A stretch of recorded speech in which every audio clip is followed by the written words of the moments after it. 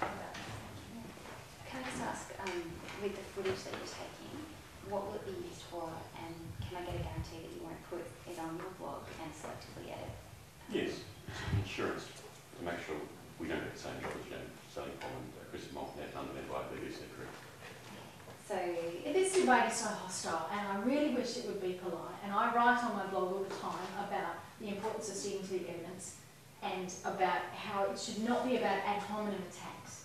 So I look like a real hypocrite if I turned around and did an ad hominem attack on someone, because to me this should be, the climate's important and we should be discussing the evidence and what goes on with it. We really just want to make sure that I guess we're not taken out of context and that our arguments are put in their full picture. Hopefully we never need to use it. so you won't be able to use that footage without me signing a release for it versus the usual practice? Well, I mean, we've signed releases, haven't we, all? Well, we haven't signed, we've got releases ready for you to sign. It's just the same for everyone. Yeah, And but Sorry, but you you- said but want you- me to sign and are a you release seeking for a- your blog? No, we're well, not we going to don't use it. we don't want to use it. We just want to make sure it's insurance in case we got selectively edited and we get quoted as doing something which is out of context. Yeah. It's just a shame that this We won't be debate using it at has all happened. until the It's- ABC airs this. And And hopefully, even then we won't edit it. I mean, it's just, it's there as an insurance job. hopefully this will Could be you- the first real documentary which discusses both sides of the story at the same time, which would be fantastic and that'd be groundbreaking. And that's it. That's the end of it, and we keep everything in the cupboard. your concern is any editing of it, Anna, isn't it?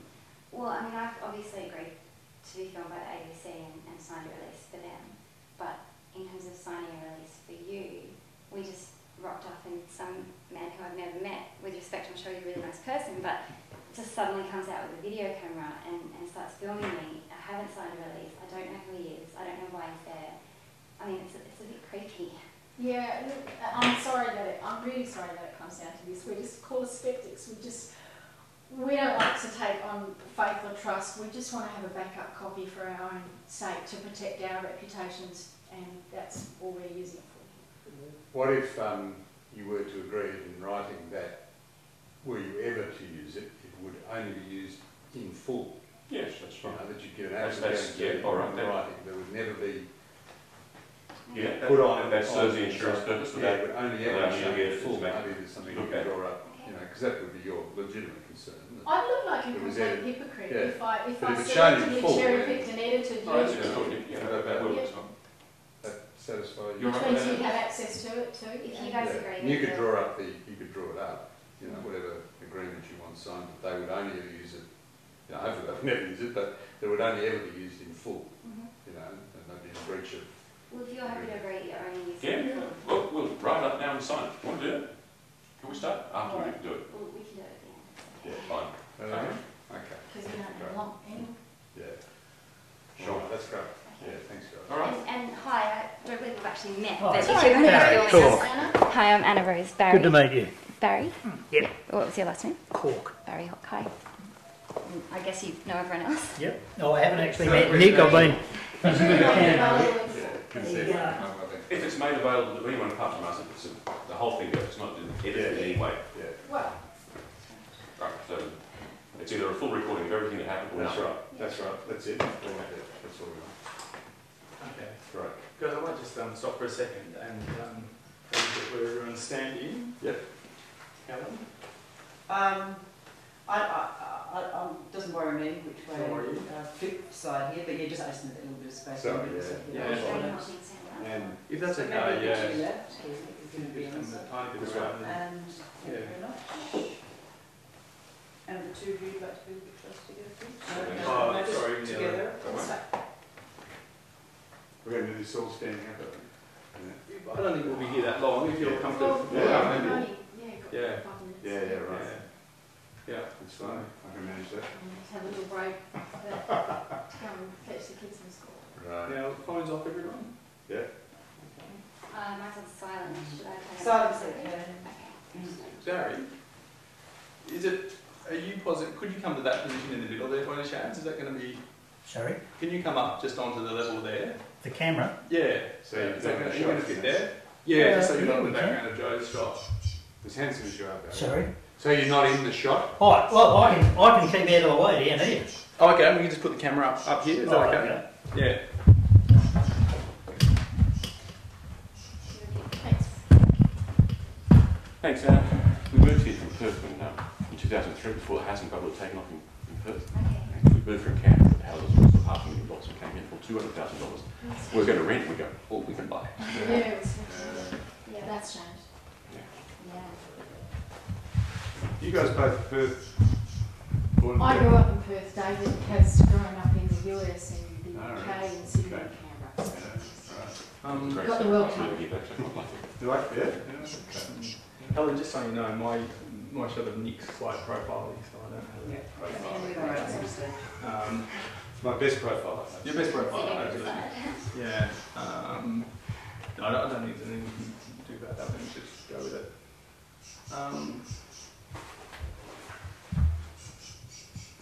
Before we get started, maybe. Sure. Speaking of housing bubbles, I was interested in one of the things that you were writing around banking and inflation and how that's linked to. Sorry. Yeah. I might interrupt just Oh, so sure. we can get into it. Yeah. Okay, But sorry. Come back to that. Wasting time. Well, we've got to pick up the kids at about 5 to 10 to 3. Okay. So we can Yeah. now off camera. We can do things after they come back, but it'll take 10 Yeah. minutes to So get you them can to be come right. back. So, Give me It's David a to nice start big with. schoolroom. yeah. David, I'm just wondering, just to start off with, Yeah. can you tell Anna about your background, starting with the fact that you were a climate believer and involved in the Greens? Helen, is Barry okay over there, or do you want him to come up where Leo is? He's right in the... Oh, sorry. Maybe up where Leo is. Behind here. Yeah, up where with Leo. Oh, that's okay, yeah, you're good You there. see with Leo over here, mate. Okay. All righty. Okay. And I used to work for the Department of Climate Change, or it was back then the Australian Greenhouse Office, for about 5 or 6 years doing carbon modelling for them. And I was out there to save the planet. I was also a member of the Labor Party on and off for 15 years. I was a member of Greenpeace. So I was a believer. I thought I was saving the planet, and I thought this problem was a really momentous one that needed solving straight away. As the years went by, I found out more evidence.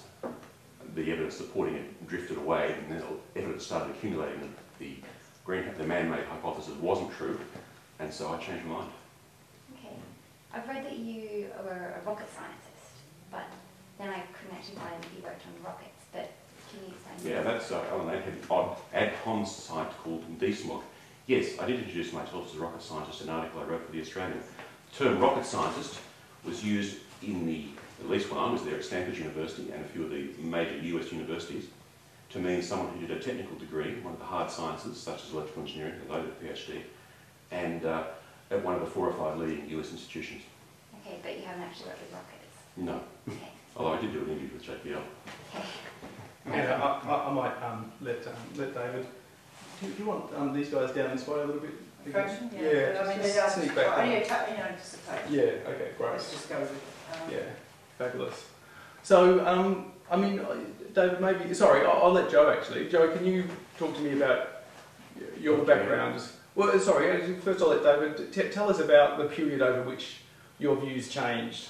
Yeah, did they change Oh. when you were at the Greenhouse Office? You know, you sort of told me that... Well, I was aware of the evidence piling up while I was at the Greenhouse Office, but frankly, I didn't really think very much about it. I was sort of in an environment where you just got on with the job. As Al Gore quoted up from Sinclair, it's difficult to make a man understand something if his job depends on not understanding it.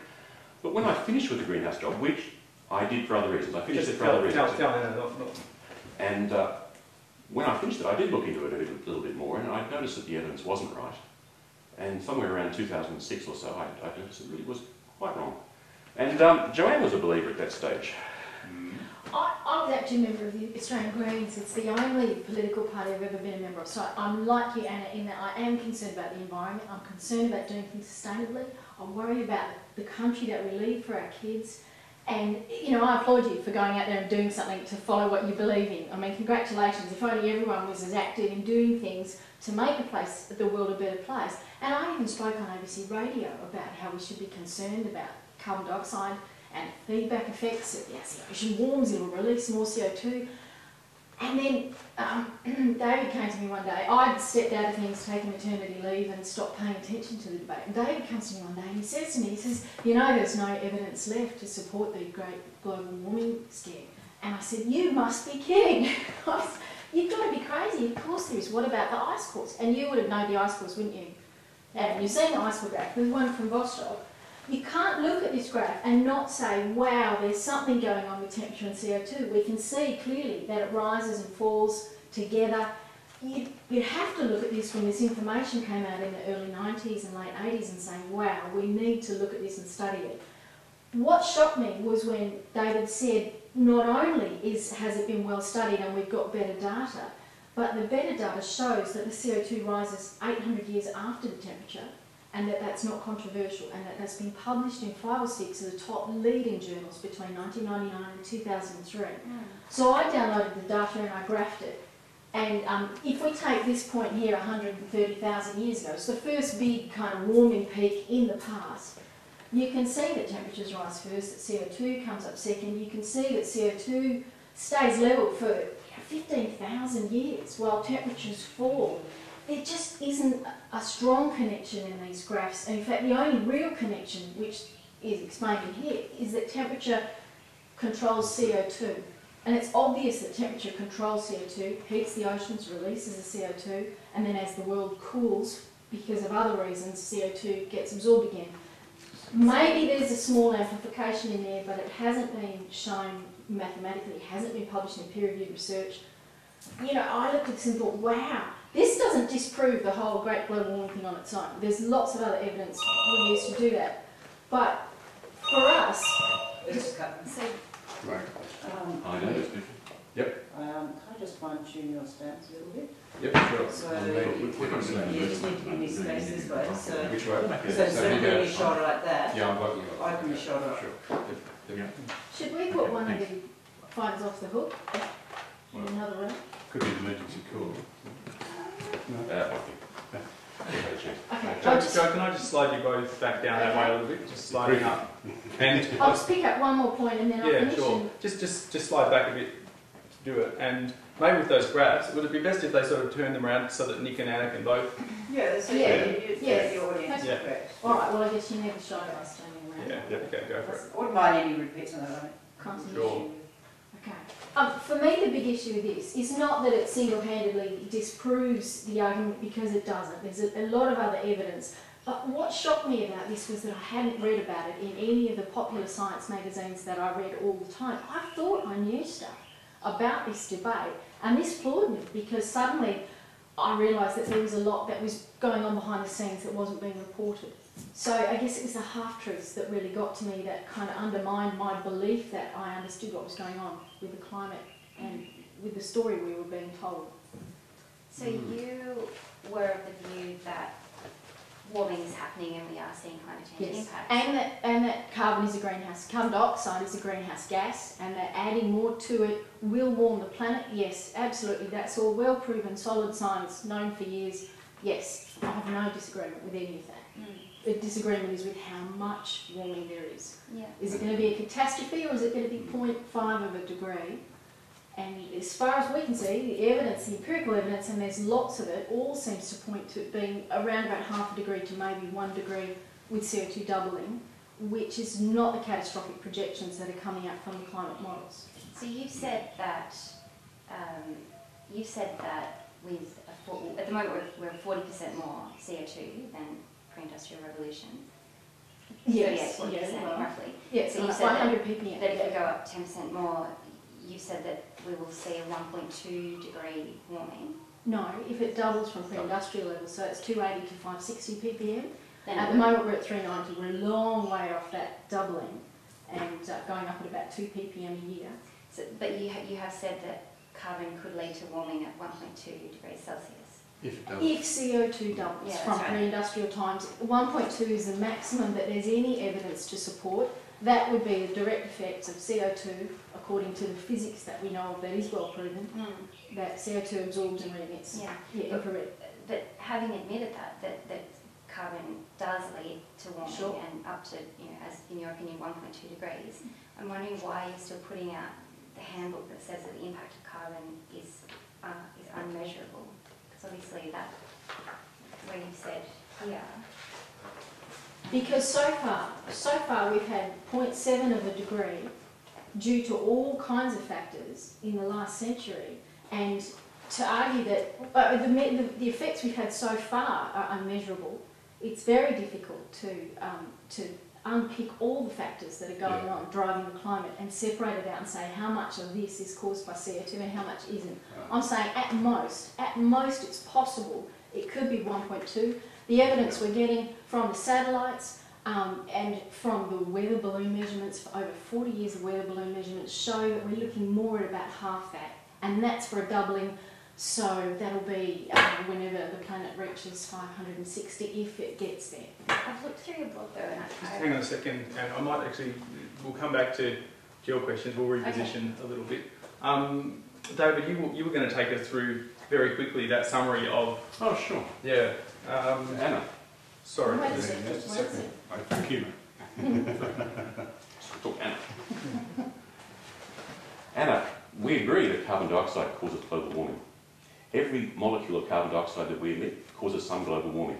It's not a question of if it causes warming or not, it's a question of how much. So we get down to calculations. Right? And the calculations that tell you that how much warming is caused by the direct effect of CO2 in the atmosphere are well known. That's physics that's been done a century ago. Yep, carbon Okay. dioxide. Exactly. Now, the problem is, in the climate models, only 1/3 of the warming is due to that direct effect of CO2. The other 2/3 is due to positive feedbacks. And that's the bit we're arguing about. Now, So we're just arguing, we all agree that climate change is happening, it's due to Yes. carbon pollution, but we're No. just saying about how much. no, I agree that climate change is occurring, but I don't think it's due to carbon Well, dioxide some emissions. small, immeasurable amount. Some very small amount is, due to but the CO2, majority is not. Potentially 1.2 degrees, but also... If carbon doubles. If CO2 doubles, if it gets to 560, the planet's not even close to 560. So we're talking about a theoretical future point in time with the 1.2 degrees, which came from James Hansen et al. 1984.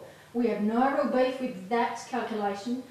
It's a question of these feedbacks amplifying that 1.2 to 3.5, or in the case of Garneau, I think he's talking 5.9 or 5.7 degrees or something. You know, these are enormous leaps, and it would be quite a different future for the planet if we're talking about 3 degrees or 5 degrees, as opposed to half a degree, which is closer to what we say that empirical evidence will show us. So you don't believe in positive feedbacks?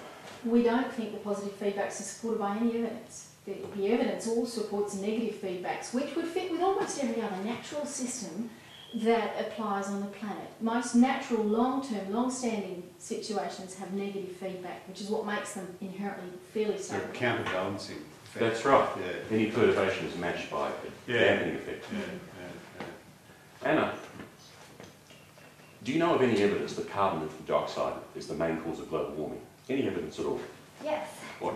So we've got models, we've got... Well, models isn't our evidence. Models are just computations. They're logically equivalent to someone punching a lot of calculations. I'm a modeler, I know. Yeah, I know you've done a lot of data entry, so there is... It's not data entry, it's calculations. Wasn't that what models are? Data entry is a No. great way to put down something. No, well, a model is something that tries to, in the computer, replicate or mimic, is isomorphic in some way to what's happening out there in the real world. Yeah. So to simulate the entire climate Your and condense point. it down to theoretical calculations. It's a page, it's lots of pages of calculations, effectively. Yeah. That's what a model is. So it's someone saying, I reckon if we assume this and we estimate that, and we think this is probably the case, and we work within these limits, which we reckon are right, and we add this factor and this factor and this factor, and then we calculate it all, we get an answer. Yeah.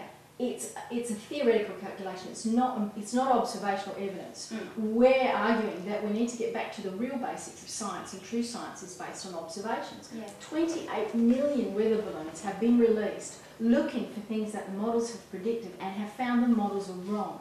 They've proven that the models are based on flawed assumptions. So, But in answer to your question... Sorry, Yes, I'm sorry, looking for any evidence at all. We're not looking for evidence of warming, we're looking for evidence that carbon did it.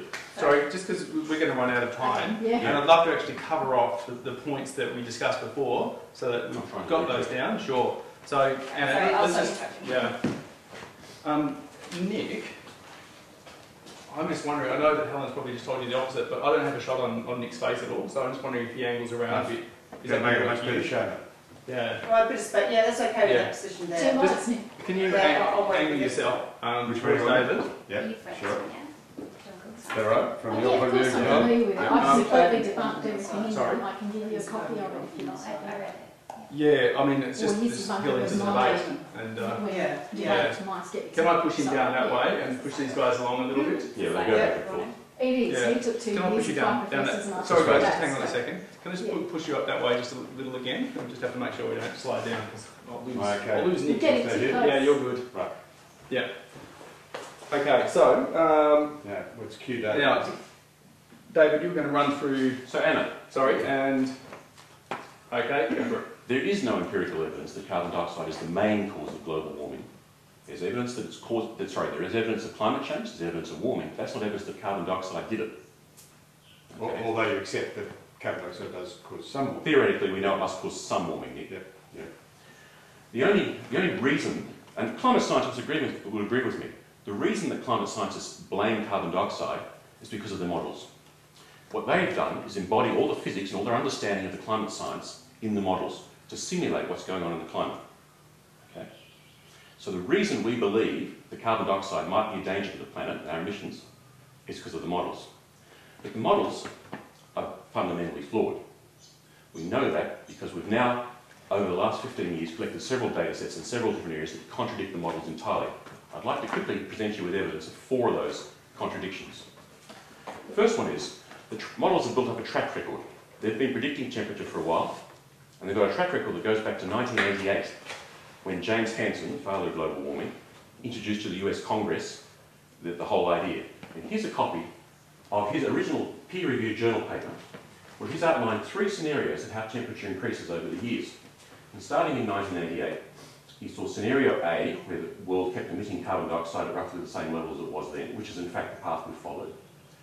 But he also included a scenario C here, which is what he thought the climate model would say if the world cut back on carbon emissions savagely starting in 1988, such that by the year 2000, the carbon level, the atmospheric carbon level, had stopped increasing at all.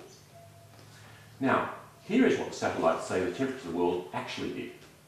And you'll notice that the actual temperatures are well below what Hansen thought would happen if we kept emitting carbon, and they're even below what the model said if we cut back on carbon. So I think that's pretty strong proof that A, the climate models exaggerate a lot, and B, they haven't got a clue about the effect of carbon dioxide on the world's temperature. But David, were these models that were used in 1988? Yeah, they're essentially the same. The science was No, set. well, that, I was just going to, it sort of begs the question, It's are very the much the models same. now so much Yeah, the models give the same better and answers more today. They're just beefier, but they're Yeah. essentially the same.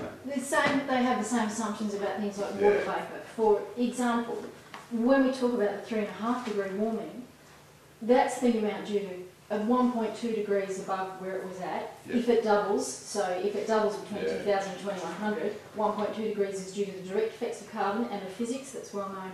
This 2/3 is due to feedbacks, and the biggest feedback is water vapour, and that was the case back in 1990 or Yeah. 1988. The models are still running on the assumption that, and it makes sense, that the world will warm, it'll release more water, more humidity into the atmosphere. Humidity is is the strongest greenhouse gas. It traps warming, at night time. So it makes sense. It was a fair guess to say more humidity will increase the warming even further. But the catch is that humidity rising to the top of the blanket of wet air around the planet? Does it get up to that 10-kilometre height, or does it turn into clouds at 1 or 2 kilometres and rain out on us? Clouds are cooling down that low, net cooling, they reflect a lot of light back to space. So the real debate here, the $2 trillion guess, is whether humidity rises up and turns into clouds and rains out, or whether it goes up to 10 kilometres and sticks around and acts to thicken the blanket and make the planet even warmer still. And that's where the 28 million radio sondes, the weather balloons that have been recording since 1959, are really important. They show no increase in humidity, in fact they're decreasing humidity up at that important layer, the 10-kilometre layer where it should be increasing. And they also show temperature increase up there, which is what all of the models which suggest big rises in temperature, they all depend on getting that result. So this is a key assumption. What does the IPC say in response to that? Well, You just- I can show you. what are they? Let's go on, I'll You show should you. show the No, graphs, we will. just show us, yeah. And a second bit of evidence shows the climate models are fundamentally flawed. Most of the heat in the climate is contained in the oceans, a relatively small amount in the air, right? The models say that the heat in the ocean should be increasing at a pretty steady rate. However, we've only measured ocean heat properly since 2003 when the Argo system went in. The Argo system has 3,000 buoys around the world. They dive down, duck dive down 2,000 metres. They come up very slowly, measure the temperature. When they're at the surface, they radio the results by satellite back to HQ. Was Argo the data that you said was not publicly available that actually was? When I said that, the data was not publicly available, And it now has been released. On And your I drew this graph from the stuff they've released. This is the Argo data since it came into inception in 2003. It's roughly flat. The climate model shows Now, is this sea surface temperature, or well, it's actually ocean what is heat that content. measured? It's actually ocean heat content, or equivalently ocean temperature. The amount of heat For stored, the first, what, 700 first 700 metres? metres. Right. And that's roughly the whole crush depth of a military submarine. And Yeah, it's pretty deep. 70% of the planet is covered with water, so this is a Yeah, large exactly. slab of the planet's heat that we're talking about. And if the planet was warming, this is where we'd expect to see the heat being stored. And the evidence is just not there. And back in October last year, I mean, wasn't Roger Pielke asking for the data? And He he was was. getting letters saying, no, I'm sorry, you know. Major US climate scientists, they just said, no, can't have the data. So you're saying the ocean is not warming? No, The the data Argo says- system says the ocean is not warming. 3,000 buoys radioing back information say that the ocean isn't warming. Where is this missing heat? That's 2003, middle of 2003 when the Argo system came on until today. And what is that? What's this measure? Oh, these are in Ocean joules. heat 10 to the content in 22 joules, right. joules. Yeah. Big scary numbers with lots You of can convert it zeros. to temperature if you like, Right. if it's possible. Yeah. But Third. it's heat content. Sorry, slide back down again, guys, and get on the, and then come in. Can you come down a little, Joe? Sorry, Yep, that's all right. Yep. Okay, and third. I just want to The get third closer. area, Anna, where the climate models are fundamentally flawed, is in their treatment of the warming pattern in the atmosphere. As the planet warms, the atmosphere warms too, and the pattern of warming in the atmosphere gives you some clues about the cause of the warming. Now, all the climate change models, all of them, all say that there's a big increase of heat about 10 kilometres up over the tropics. This is the so-called hotspot. This is the point, Okay. we're 10 kilometres up. So in these two diagrams here, this is what the climate models say should be happening. This is 75 degrees north, the equator, and 75 degrees south. This is high above the equator. That's about 10 or 12 kilometres there. And this is the pattern we're expecting. Now, as it happens, people have been sending up millions of radio sondes since the 1960s, measuring the atmospheric warming pattern. And this is what they measure. That's reality. And what year is this taken from? This is This one. 2006. This comes from the program 2006. This is This is published. This is published in 2006. It's the warming pattern from 1979 through 1999, which is a period of warming, global warming. The decadal That's 20 trends. years. Yeah, 20 years. This is over a similar period. Now, all the climate models all have this hotspot. It's missing. Now, the significance of this, Anna, is absolutely crucial. You see, the whole climate model setup was based on a guess about how moist air behaves. It was made in 1980. Right? The guess was that as the planet heats due to any cause, there's more evaporation, and the water vapor blanket thickens. Right? There's two greenhouse blankets on our planet that we're considering. There's a carbon dioxide blanket, that's the small one, and there's a much bigger water vapor blanket that does most of the work. And the way the climate models work is they say, all right, if you increase the warming due to the CO2 blanket getting a bit thicker, that'll cause the water vapor blanket to get thicker as well. And it'll amplify it. And they say it amplifies it by about a factor of 3. So you get a little bit of temperature due to the direct increase of heat due to the CO2, and then that amplifies that by a factor of 3 due to the water vapor blanket. This shows that the water vapor blanket, So what are you saying? Is that for that to be true, there has to be a hotspot? there has to be a hotspot. No hotspot, no water vapor blanket thickening, no amplification by a factor of 3. Our CO2 is not a cause for alarm. That's that major positive It's feedback really that just simple. disappears. When you don't have any sign of the extra humidity and warming that they expect, that's a major assumption, the major positive feedback assumption. How do we actually know whether there's a hotspot or not? How is that measured? There is no hotspot. This No, is but how every would model you know has a if there was hotspot. one? The Because weather we send up balloons. radio sondes. They have Yeah, a what radio measures the sonde. A hotspot? radio sonde, or a weather balloon, Yeah. is a package at the end of a hot air balloon, helium balloon, Yeah. and this package has a thermometer in it, and a radio transmitter. And they release them up in the air. What, but it's a measure of, is this humidity No, or it's just it's temperature. actually temperature? It's a temperature change. Humidity Okay. is quite hard to measure up there because it is Yeah. very dry air Right. on the edge of that water blanket layer. So it's simply a measure of the temperature. That's right. As you go up, you need a radio science. You can't just do a satellite because they can't distinguish the temperature at different heights. But the radio science can because they ascend through there slowly. And at each height, they're radioing back what the temperature was. So we've got a very clear idea of what the change in the atmospheric warming pattern was over the last 3 or 4 decades. And all the climate climate models say this, and reality says that.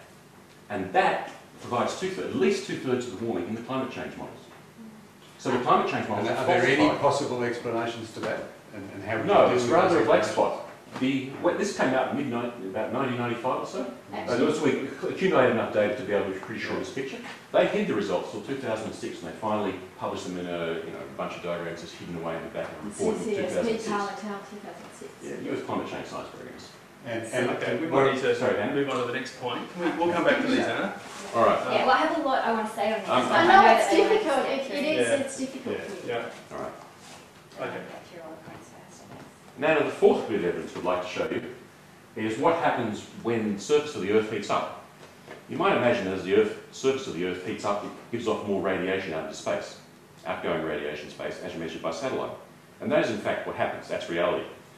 The climate models, however, all show that as the surface of the Earth heats up, less heat is radiated to That's the space positive. because in the models, they aggressively trap heat too much.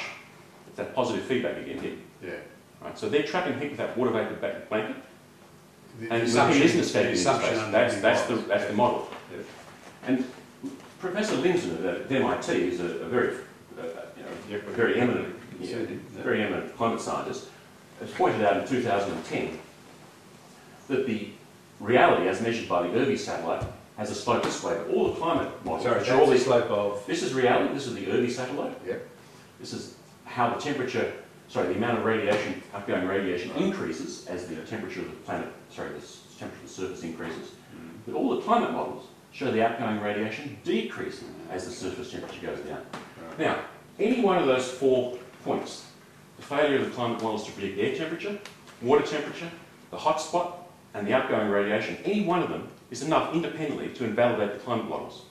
And the climate models are the only reason we have for believing in the CO2 scare. There is no empirical evidence to show that CO2 is the major cause of the recent global warming. It's only because of the climate models that we believe that. And the climate models are fundamentally flawed. And what about, David, you're going to show us the photographs as well. I was. Does Joe want to talk about those? I'll talk about it next. Okay, sorry. So Anna, this evidence, You can leave them there for a minute. Nick, you need to cheat that away from you just a fraction. I've got Helen trying to go to Helen. Oh, is that okay, Helen? Am I right here, Helen? Yeah. Okay. Anna, this evidence that the climate models are fundamentally flawed and that the guess about hot air made in 1980 was wrong, first started appearing in the mid-90s. And the climate models and the climate scientists could have abandoned their theory and said, oh, sorry, we're wrong. But by then, you already had a lot of political momentum built up. A lot of people on very good money, building careers, bureaucratic careers and so on, and they let it go. The RPPC was already Yeah, in RPCC. motion. Kyoto came in Yeah. 1997. A lot of money was starting to move into the field, Banks banking on the yeah. fact that we would get a carbon trading scheme of sorts. There were a lot of people, bureaucrats, people with careers that depended on it. I mean, you can't blame them for trying to find all the reasons why their story, their institution, their thing was right. So you're saying that thousands of climate scientists around the world are in a giant conspiracy to cover No, it we're up? not saying People that. love to throw the It's not a conspiracy conspiracy at all. theorists. It's a case of groupthink. systematic problem. It's a confluence of interests. At best, it's a massive case of confirmation bias. There's only a few climate scientists who are aware of the details of this and how the models actually work, and everyone else is relying on them. Only 62 scientists reviewed Chapter 9 in the last IPCC report. So we're talking about 36 scientists. And most of those had written articles in it, were reviewing their own work or were somewhere involved in it. The thousands of scientists that the IPCC refer to, many of those study things like the effects of climate change on lemurs in Madagascar. They've never looked at the climate models. They're studying the effects of warming, glaciers, sea level rise, things like that. Those things are going to happen no matter what causes the warming. So most of those thousands of scientists are not involved in the details of estimating climate sensitivity. But even now, every year, there's 1,000 to 2,000 papers published on climate change. Because And they people don't have disagree put with in, those sure, statistics. people have Sure put they in do. $79 billion, in fact the number's probably much higher than that now, to paying scientists to find a crisis. So those scientists have done what they're paid to do. They've looked at every possible angle and every possible cause to put out a paper on the question they've been asked to study. No one's been asked to study the other side. No one's been paid to audit the IPCC, to find holes in the theory. There are no grants for skeptics to come out and say, hey, we'd like to look at these climate models and we'd like to produce a climate model based on, say, solar and magnetic factors. So it's totally monopolistic science, and science shouldn't work like that. We think that there's a lot of other factors that need to be considered. Well, I believe that climate scientists have considered the sun. The IPCC does not include any solar magnetic effects in any of its models. This enormous impact, and the results have just come out of CERN recently, support it. The empirical evidence suggests that there's a connection between sunspots and the climate. But we're not saying we don't know what causes climate change. We're simply saying there's a lot of other factors, and the models ignore them all and then say, yes, well, we looked at everything and we couldn't explain the warming except for CO2 in our models. It's an argument from ignorance. It's a logical If you're going to fallacy. say that the majority of the scientific establishment is wrong, that NASA's wrong, No, that we're every not. We're We're not saying that at all. Support an Thousands. alternative theory. No, thousands of scientists support the skeptics, and 900 peer-reviewed papers support skeptical arguments. It's a difference between independent scientists and establishment or government-paid scientists. We can name Nobel Prize winners in physics who agree with us. Ivor Giaever resigned today. He's a Nobel Prize winning physics in tunnelling physics, and he resigned today from the American Physical Society because he said it is ridiculous to say the evidence on global warming is incontrovertible. So here we have experts, top-level, outranking scientists. We never argue that we're right because we have Nobel Prize winners on our side, because that would be argument from authority. We argue we're right because of the evidence. So where is this warming going? I mean, there's Anna, things that they're Anna, measuring. we're presenting you with evidence, and you're coming back with authority. You're saying, how can those scientists be wrong? You're not coming back with counter-evidence, you're arguing for authority. That puts us structurally in the same position as Galileo and the Pope. The Pope had all the political authority and was arguing from authority because he was interpreted the religious stuff. So it was religious dogma, and he was the guy who was interpreting it. Galileo had evidence on his side, and that was the start of the Enlightenment. Right? When science and evidence triumphed over political authority. Now, we're having a discussion here. I'm presenting you with evidence, and you're presenting me with authority. Well, I'm not a scientist, but I think that I'm smart enough to listen to the majority Sure. of scientists. But what you're essentially saying is not so much that scientists are wrong, but there's lots of these scientists in this field relying on the models. Exactly. And look what they're doing. This is what I wanted to bring you to. Yes. This is what I wanted to bring you to. Now, remember I showed you the hotspot there, which just disproves the climate models, shows they're wrong. Well, they released the data in 2006 finally, there's experimental data, and in 2008 a guy called Sherwood came up with this. He reanalysed the data using not the temperature thermometers in there, but using the wind shear meters. And he had a theory about wind shear, he reanalysed it, and he came up with this. So what did he, wind shear? So he measured using the wind and a theory about wind shear, he tried to get a different picture of what the temperatures up there were. And he analysed it and he came up with this. And all the alarmist scientists were the ways they knew understood how models work and so on, were very relieved that the hotspot had been found. And this was trumpeted, including by John Cook's Skeptical Science site, as finding the hotspot. Now, there's just a little problem here. It's not a very technical problem. I'm talking about the scale. The colour here for no change at all is red. Is red. So if there were no change in the atmospheric warming pattern at all, it would be red. Now, the question for you, Anna, is what purpose could there possibly be for using such an unorthodox scale except to deceive? So you think that scientists are trying to deceive people? You're answering a question with a question. No, I mean, I think it's reasonable. Mr. Sherwood to is sort of- ask Do you think it's reasonable for scientists to change the scale of graphs in order to show that it matches the data? It takes no change at all, zero change, to produce an orange-red colour on this graph. The climate could stay exactly the same, which it likely did, and they, in this respect, and they managed to show it as if it matches the graph here. What's The Mr. data that Sherwood you're said? using, David, sorry. I'm just concerned about time, Yeah. and I know that there's a limited amount that we can put in the program, so I think the points that we covered before, the strongest ones, you probably need to. You want to do the thermometers? I think so, yeah. I think so, because I need to give Anna a chance to ask you some Alright, sorry, Anna, questions. we'll do the thermometers on you now. Yeah. Okay. Yeah. Okay. Sorry, just hold on a second. Do you need a 30 seconds to... Yeah, I'm getting the 30 seconds. Don't 30 worry. seconds, yeah. I'm a bit worried about shadow there. Shadow? I don't know what it was. Just because when he's coming in, Yeah, is it... there's a shadow on these, which is Yeah. Is that me? as well. Like that, Yeah, like- it's it, Is yeah. that like this? No, I think it's Anna between that line Yes, and can you see your these. shadow? Yeah. And sometimes with David leans forward your shadow, so you just need left for it. Okay. You see Yeah. it. Sure. Would it be a problem if we track that light over just a fraction?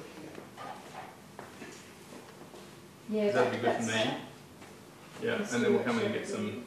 We need to go over all the pictures again, which is why this is going to take a little bit more time, so I want to make sure that we get a chance to get close-ups of your hand Alright. on that, and then we can go, so... Okay. I don't know. Well, we can go, I mean, later, we've just got to pick the kids up and put Let's it get back. content going. Yeah. I've got a few of those already anyway. Okay. Okay. So, Second. okay. Sorry, Anna, I'm going to spin the thermometers on you now as well. If I'm ready. Hold on a second. Nick, just... And it's hard being outnumbered. Oh, we We understand, used to we're do that. sympathetic. Okay, so- We usually do Okay, that. rolling? Okay, and go for it. So we reckon the climate scientists have got a failed model in their hands, and they're cheating and concealing the failure of their model. One of the ways they conceal the failure is to mismeasure the temperature. For instance, here's an official thermometer that's used to measure global warming. The thermometer's in there, and the thermometer's near an air conditioning outlet, which air conditioners emit hot air, near a refrigeration outlet, that's emit hot air, near decomposing sewage, which was also hot, over concrete and behind a windbreak. So I've put it to you that that is not measuring global temperature at all. It's not even measuring the area of the locality, the area around. It's just measuring that locality, and it's artificially warming. And it certainly isn't measuring the way things were 100 years ago. And we're looking for 0.7 of a degree over a century with thermometers like this. There were no air conditioning ducts in 1890 or 1910. The situation has changed around these thermometers, and they might be in the same spot, but urban life has closed in around them. And these standards are not good. I mean, what kind of scientist would look at that thermometer and say, yes, we can accurately measure the heat, the change in climate to 0.1 of a degree with thermometers like this? These thermometers are very sensitive. Any little heating nudge matters. There's a car park here with hot engines cooling down, heating that one. There's another air conditioner there. There's asphalt to keep it warm at night. Here's one in northern Norway. There's the airport terminal, and there's a runway. The thermometer's here. Now, jet aircraft go there and give them the occasional blast of jet air. There's de-icing machines that go by. It gets the hot tarmac to keep it a little bit warmer at night. If they were serious about measuring the temperature in this locality, they wouldn't put the thermometer there. They'd put it over there or over here out in the snow. They're not. Here's another example. Half the world's thermometers, official thermometers for measuring global warming, are at airports. This one's at Rome Airport. So you've got aircraft taxiing in here. They occasionally hit this thermometer here with blasts of jet air. There's a bunch of cars and trucks over here. This isn't measuring global warming, it's measuring local warming, a very local warming. It's measuring the increase in air traffic. Here's another example. Now these thermometers are supposed to be in a clearing, at least, that's over natural vegetation. I put it to you, this is not natural vegetation of Florida. It's a bunch of air conditioners and sewage plants. NOAA's own standards say that there should be 30 metres or more from an unofficial heating source. And a survey by a bunch of US volunteers went out and photographed these things, and they found that 89% of these US thermometers that are used in the global system violate the official siting requirements. They be more than 100 feet or 30 metres from an artificial heating source. Here's a classic. This is in Baltimore. This one's on the top of a roof, in the middle of a huge city. So you've got urban heat from cars and buildings all over the place. But the thermometer's here, sorry. And then they put it near the air conditioners. At least they could have put it on the other side of the building. These people aren't even trying.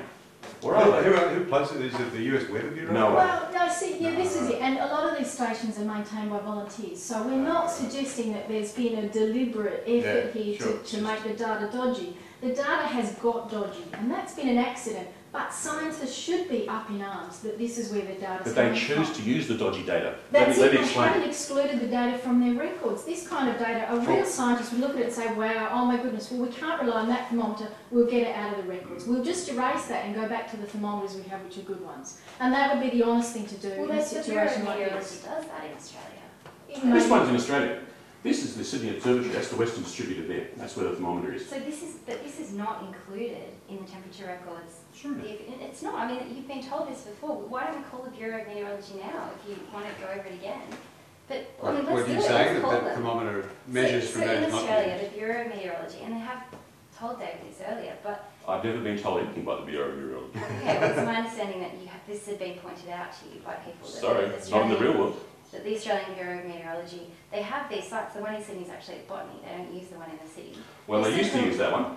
So they Oh, well, we'll let that one stand for a while. But it's not like climate scientists aren't aware of this. You're acting like it's Yes, but they're using it nonetheless. Well, actually, And the here's Bureau the of result. Meteorology doesn't use Here's it. the result. The Goddard Institute of Space Studies, James Hansen's outfit at NASA, produces this as the world temperature record. And they don't use any satellites for here. It's all from land and sea thermometers. All right? And the general impression, obviously, there is an increasing trend. And the warmest year could be 2010, 2006, maybe 2002. And 1998 isn't anything in particular. Okay, we've got the graph 1979 to current time. So you've got an increased warming trend. And that's a very politically convenient thing. But we also have satellites measuring the globe. Satellites go around 24/7. They measure almost the entire planet without bias. And they show quite a different picture. They show that 1998 was the warmest year. They show a warming trend till about 2001, and then it flattens off somewhat. So all that mucking around with corrupt thermometers makes a difference. All those headlines that came out last year that 2010 was the warmest year ever relied on the one record from GIS, not the 3 other global data sets which combine the satellites for other data. So you're talking about this one. It's cherry picking in a sense to say 2010 was the warmest year without saying that 3 out of the 4 major global data sets don't say that. But if you don't trust NASA's data, I assume you don't use the Ah, this does come from a NASA satellite. We trust this one because it's satellite data and hasn't been fudged around like this. So you trust some From of the NASA's NASA. data, but not the rest. That's right. The ones that comes from Well, you just James basically and say- these thermometers here that are so badly located and violate official sighting requirements, no, we don't trust that. We 55 instead trust the stuff that comes off the NASA Aqua satellite, which is shown here in the University of Alabama's record, temperature record. I mean, how stupid do you think climate scientists are to not... They do account for this. Well, they have a failed How theory can on they their say hands. that? Well, they try to And they're build. concealing. 55% of all of the temperature data they use in the global records comes from their airports. And we know that airports didn't exist in 1910. We know there wasn't 2 square kilometres of thick black tarmac absorbing heat and reflecting it back next to half the world's thermometers in 1910. And yet we're told the world has warmed, if the evidence is incontrovertible, remember the debate is settled. And no one's allowed to ask any questions. You don't need a PhD in physics to look at thermometers which are at airports, are near tarmac, and the Australian thermometers have never been independently audited. The ones in the US were independently audited by about 700 volunteers. How come a $4 billion agency can't go out and audit its own thermometers to make sure they're in the right spot? I mean, NOAA has a $4 billion budget, and it took 700 volunteers to go out and take photos of 1,000 stations in the US. And only after those were made public did NOAA say, well, all right, we'll stop counting the data from some of these stations, but we'll leave it in the past record. In some cases, they've done that. The scientists should have been up in arms. They should have said, wow, I had no idea the data was this unreliable. We will completely go through the process. Thanks for pointing out the mistakes. Thanks for showing us some unreliable data. We'll make sure we get the best, most rigorous data we can use. 2 things. One, they were aware of it. It was climate scientists that raised this as, oh, yes, it's called the urban heat island effect. Yes, they're aware No, of it. the Yes, urban they heat count island it. effect is different. This is called micro-sighting problems with stations. It's not about the urban heat island effect. It's about the fact that these are closer than 30 metres to artificial heat sources. It's NOAA's own standards. In 89% of the cases that the volunteers photographed, 89% were too close by NOAA's standards to artificial heat and cooling sources. That's a pretty major failure of a bureaucracy. 89% failed their own standards and they didn't know that and they hadn't done Do they try to microscience adjust the survey themselves. land-based temperature record to take account of the location? Sometimes Yeah, they do. they do. But consider But then this, Nick. you- If they're playing with the numbers on their computers, why bother with the thermometers? You're going to play with them on the computer anyway. And the bottom line is, their temperature record is different from the satellites. Satellites are unbiased, go around 24/7, they come up with a very different picture. But I mean, And how- here's all of the, here's 3 data sets, and they're all showing a clear upward trend. Well, no, see, this is the, Sure, look at the the sun satellite scale. one shows it coming back. We just showed you a graph of that much. Notice how this one keeps going up and the other one's levelling off a bit? Yeah, That's what we're talking this about. measures partly in the ocean and around the Arctic where a lot of the warming is concentrated. So you can't just ignore Actually, ocean. they're measuring the Arctic where there are no land thermometers. And they extrapolate into it. They're using their computers, not thermometers, to get the Arctic temperatures. They use But that's a different 1,200 argument. kilometre smoothing, where they take a thermometer and they extrapolate for 1,200 kilometres around it to estimate what the temperature would be. Since 1990, when all the money poured into climate science and we got concerned about this, something like 75% of all of the stations have been excluded from the database. Instead of getting more data put into this, instead of having 6,000 data points, which was what they had in the 80s, they've dropped it down to 1,500 or less. Where's all that data gone? Why do we now estimate 1,200 kilometres from thermometer to thermometer instead of using all the data from everywhere we can? It'd be all right if they'd removed all of the unreliable thermometers, but clearly that's not the case. So you're saying this green line from NASA is wrong? Yeah, We're that's the saying- yes line. you're talking This about green line from 0.1 of a NASA degree. comes from this thermometer in part. Yes, it's wrong. And we don't trust them. That's They're concealing the failure of their theory. So scientists are concealing. I just showed you 4 bits of evidence that each on its own, independently, shows that the climate models are wrong. They disagree with reality quite violently. And those only came to light starting in '95, but mainly in the last few years. And I'm saying the climate scientists are concealing the evidence for that. They're concealing the failure of their theory, and one of the ways they do is to mismeasure temperature.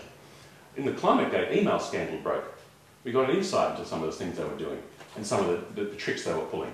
And like Kevin Trenberth, he says, it's a travesty that we can't find the missing heat. The models were saying there ought to be a lot of heat build-up. In reality, it was not occurring. And so the question for you is, for how much longer do the ocean temperatures and the air temperatures have to be static and not rising before you say, hang on, there's something wrong with this theory. Maybe CO2 isn't such a problem after all. But they are rising. But they're not. I just showed you the Argo diagrams.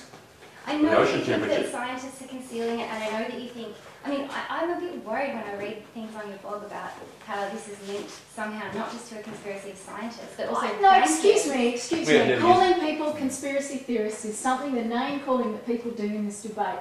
I have never said that, I do not say that. This is a systematic problem. We have paid scientists to argue one side of the story and we haven't paid to do the other. It's monopoly science. Monopolies don't work in business. It's like having someone go to trial and only paying for an attack team and not a defence team.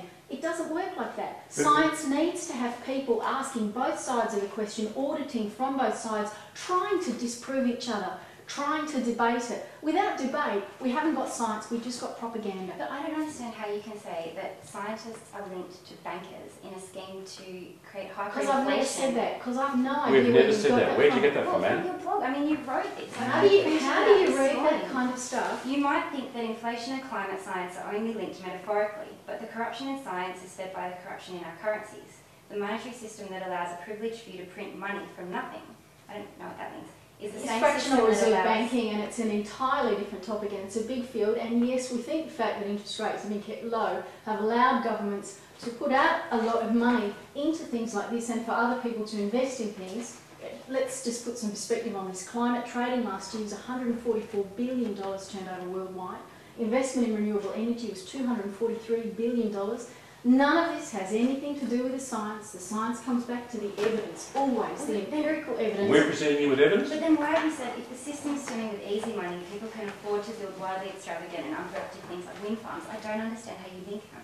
Because it's easy to raise money when loans are cheap and interest rates are cheap for schemes which are hard to justify in times when you've got to spend your own money and you have to think very hard about whether you're going to spend your money on something.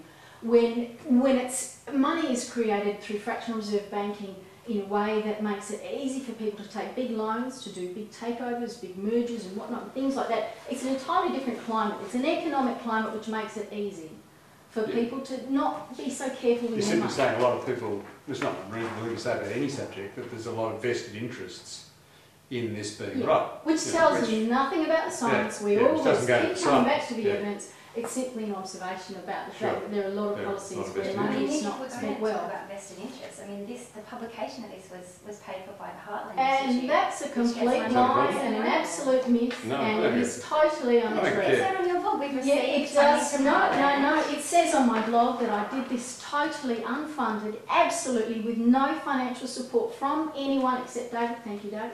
And I put this out online free for people to take off my website. Yeah, no, I understand. Who cares who pays for it? It's because you went to And how does that change any of the graphs in it? I mean, that's an ad hominem attack. Yeah, It's doesn't matter exactly who the pays kind of thing that comes from DSMOG, which is a funded site designed to smear respectable scientists and to deter scientists from speaking out, because who wants to be the target of a smear site?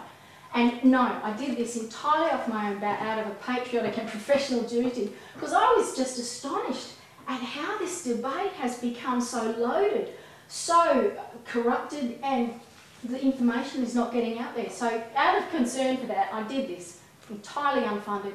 Anything you've heard to the contrary is someone's misinterpretation. No, I understand that. Heartland Right. paid to print it. I gave them permission, they paid me nothing for it, and I asked them to print copies in Australia so that I could give them to politicians in Australia, which we did at the time. Does their links to ExxonMobil concern you? Not at all. What links? How does that change the graphs from NASA? Don't you think you're confusing the issue? I mean, we're talking about weather balloons and radiosondes and Argo buoys and data, and you're coming back to funding from Exxon. Exxon's funding, in any case, let's talk about it, was $23 million over 10 years, paid to some sceptical scientists and not me. I'd like that check, I wish we come.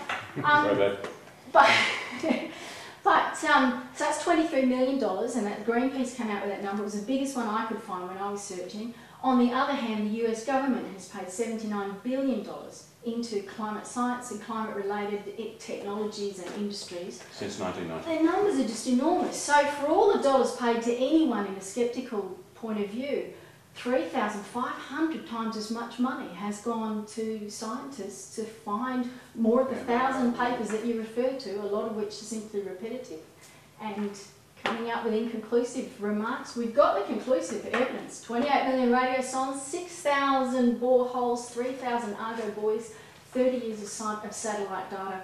We keep coming back to the evidence, and other people keep coming back to slurs, smears and attacks. Well, Guys, speaking I'm of- okay. Yeah, sorry. This is warming up, it's really good. Yeah. Great. Yeah. That's fun. Thanks, Anna. That must be tough being this evening. But And it is hard, it is hard being outnumbered, so yeah. Yeah, let's take a little break. And I actually feel like It's not about you, and it's about a big debate with a lot of money behind it, and we are such small players. you've got to. Anna, this is James Hanson's graph from 1988. This is in a journal here, and he's got three scenarios of how he thought the temperature would be. So their temperature. Yeah, these are time. Yeah. This is a scenario. This is a scenario A. This is forecast the temperature what happened if emissions stayed much the same as they are now. The rate of emissions. Business as usual. And this is in fact roughly the route that the world has followed. Those carbon emissions. Yeah. But what is of interest is scenario C. And scenario C said this is what would happen if we cut back carbon emissions immediately, starting in 1988, and such that by year 2000, carbon dioxide levels have stopped rising at all. And he said this was roughly the temperature that would occur. And in fact, satellites say we've underperformed both of them. Yeah, that's a satellite temperature measure. This red one is a satellite. Yeah. And what's the surface and ocean temperature show? They're not on here. This is global air temperatures, and that's satellite versus model predictions and hence. Yeah, because you're comparing like with like, that's his. We are, like Yeah, with like. yeah. Global air temperatures. Yeah. Next. We turn to the ocean. The ocean contains most of the heat in the climate system. We only started measuring ocean temperatures or ocean heat content properly in 2003 when we used the Argo system. The Argo system consists of 3,000 buoys. They duck dive down to 2,000 metres, and they slowly come up, measuring the temperatures as they go. When they get to the surface, they radio back to a satellite and back to HQ what the temperatures were all the way up. And there are 3,000 of these roaming around the ocean, so we've got a pretty clear idea of what the temperature is in the ocean, starting in middle of 2003. And these are the entire Argo results from the middle of 2003 through to a few months ago.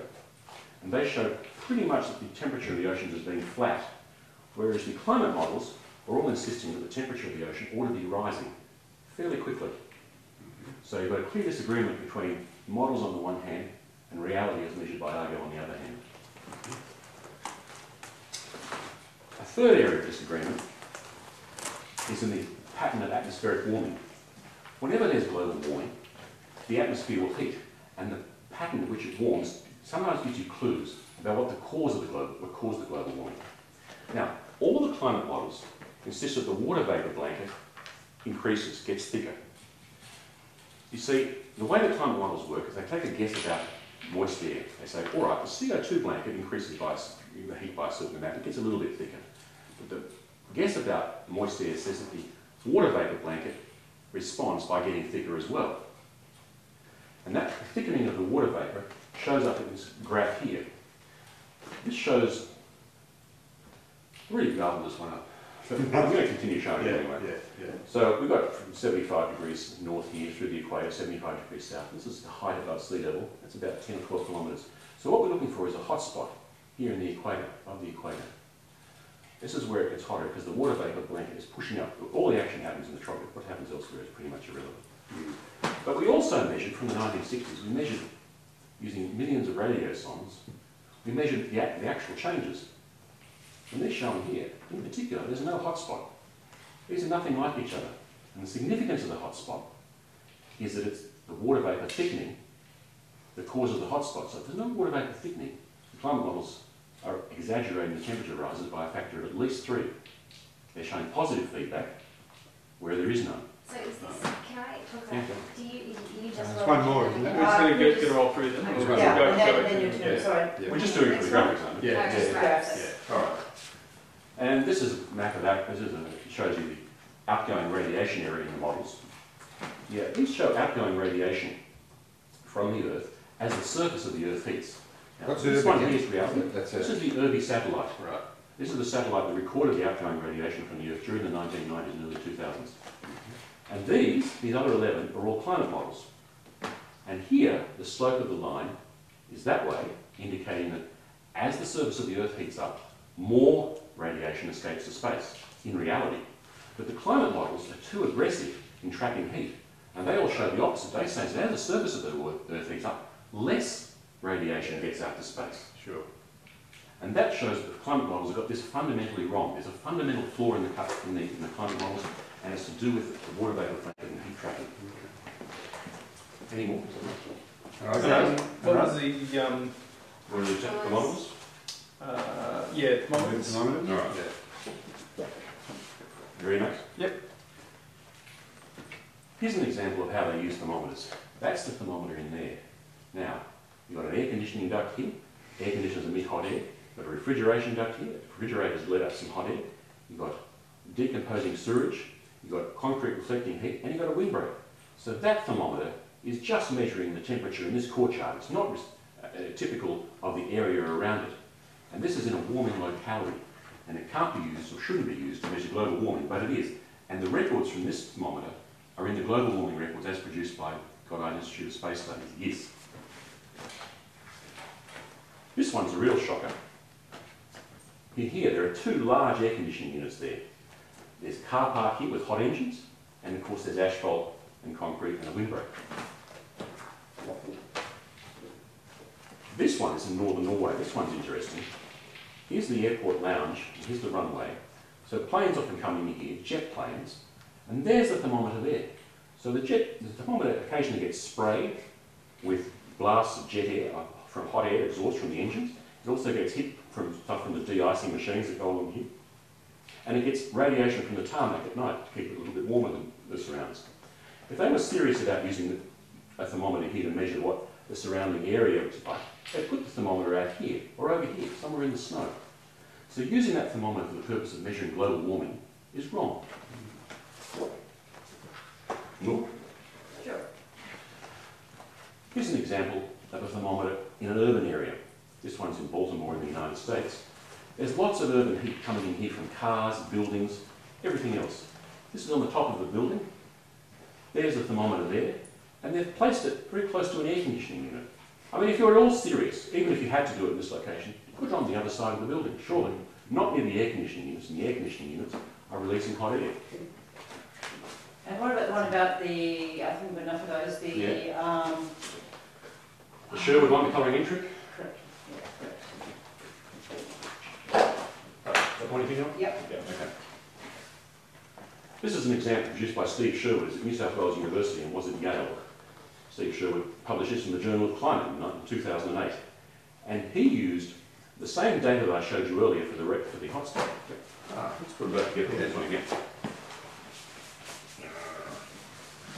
All right, that's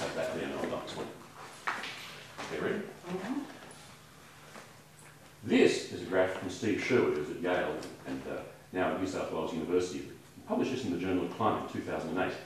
And he took this data, and instead of just using the thermometers in the radio science, he used the wind meters instead. And he had a theory about wind shear, and he applied this in his computers. And he came up with a different picture of what he thought the temperatures were. Temperature warming pattern in the atmosphere in the last 30 years. Now, without arguing about the merits of using wind meters to measure the temperature, there's a problem with this graph, and that is that the scale shows 0 if there's no change. If there was no change at all in the atmosphere's temperature, Sherwood's graph would be all red. Now I ask you, is there any reason you'd choose a shade like this other than to deceive people? Because every other graph that ever shows temperature always shows red as warming and blue as cold. But here, he's given the misleading impression that there's a hotspot. And indeed, the alarmists used this for a couple of years to quell questions about whether the hotspot had been found. They say, oh yeah, we found the hotspot.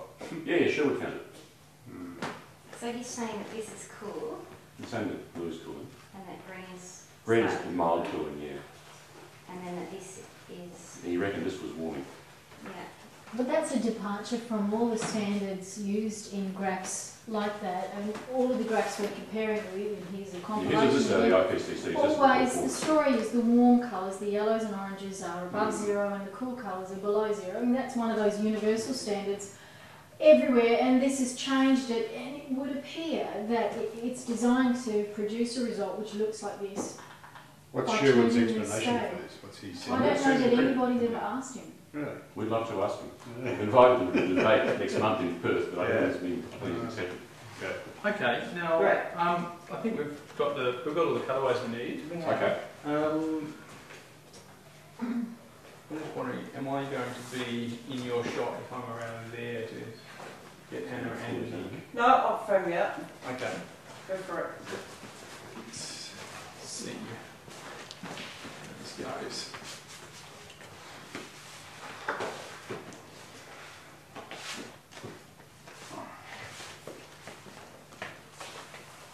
Am I out of your shot? You are. If I cheat that light back this way, Yeah.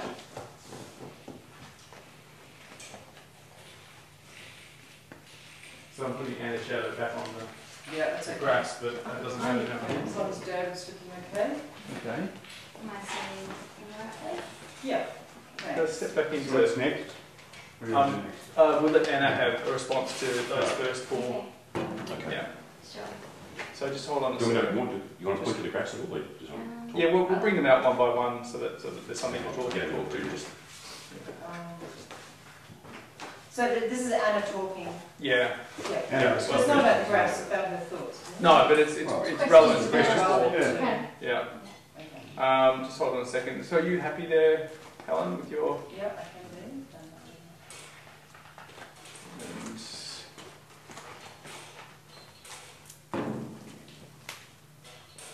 And Hang on, is this? Actually, it's not bothering me, so no, it's all You're right. not picking them up? it's not bothering me. You can let it in the back. Thought they were breaking something. No, it's counting it. No, breaking things is much noisier than that. Okay. I'm happy. You happy, Helen? Yep, rolling. Okay. So thank you for taking the time to explain where you're coming from and to show me the graphs. Thanks for listening. You're welcome. There's so much that I want to go through in terms of the science. It's difficult. I've been reading a lot of science that contradicts what you're saying, so I'd like to be able to go through that. I've got a few things to show you there, but before we do, I was really glad that I was coming to meet you because I did read something on your blog a while ago that it upset me a bit. It made me a bit offended and a bit hurt because you were talking about the death threats that scientists have received, and you said that when rock star fame is waning, a highly publicised death threat is a way to win sympathy and keep the celebrity factor rolling. It also makes your opponents look like criminals. Convenient A. And then you said this is sheer beef it up spin in a new blog post, making a mountain out of a molehill, clutching at straws in desperation to eke out a PR victory from the dregs of a fading scam. And I wanted to show you both a death threat that I received that to me was not making a mountain out of a molehill. we reported it straight away to the federal police. And I worry that some of the debate that's happening on your blog may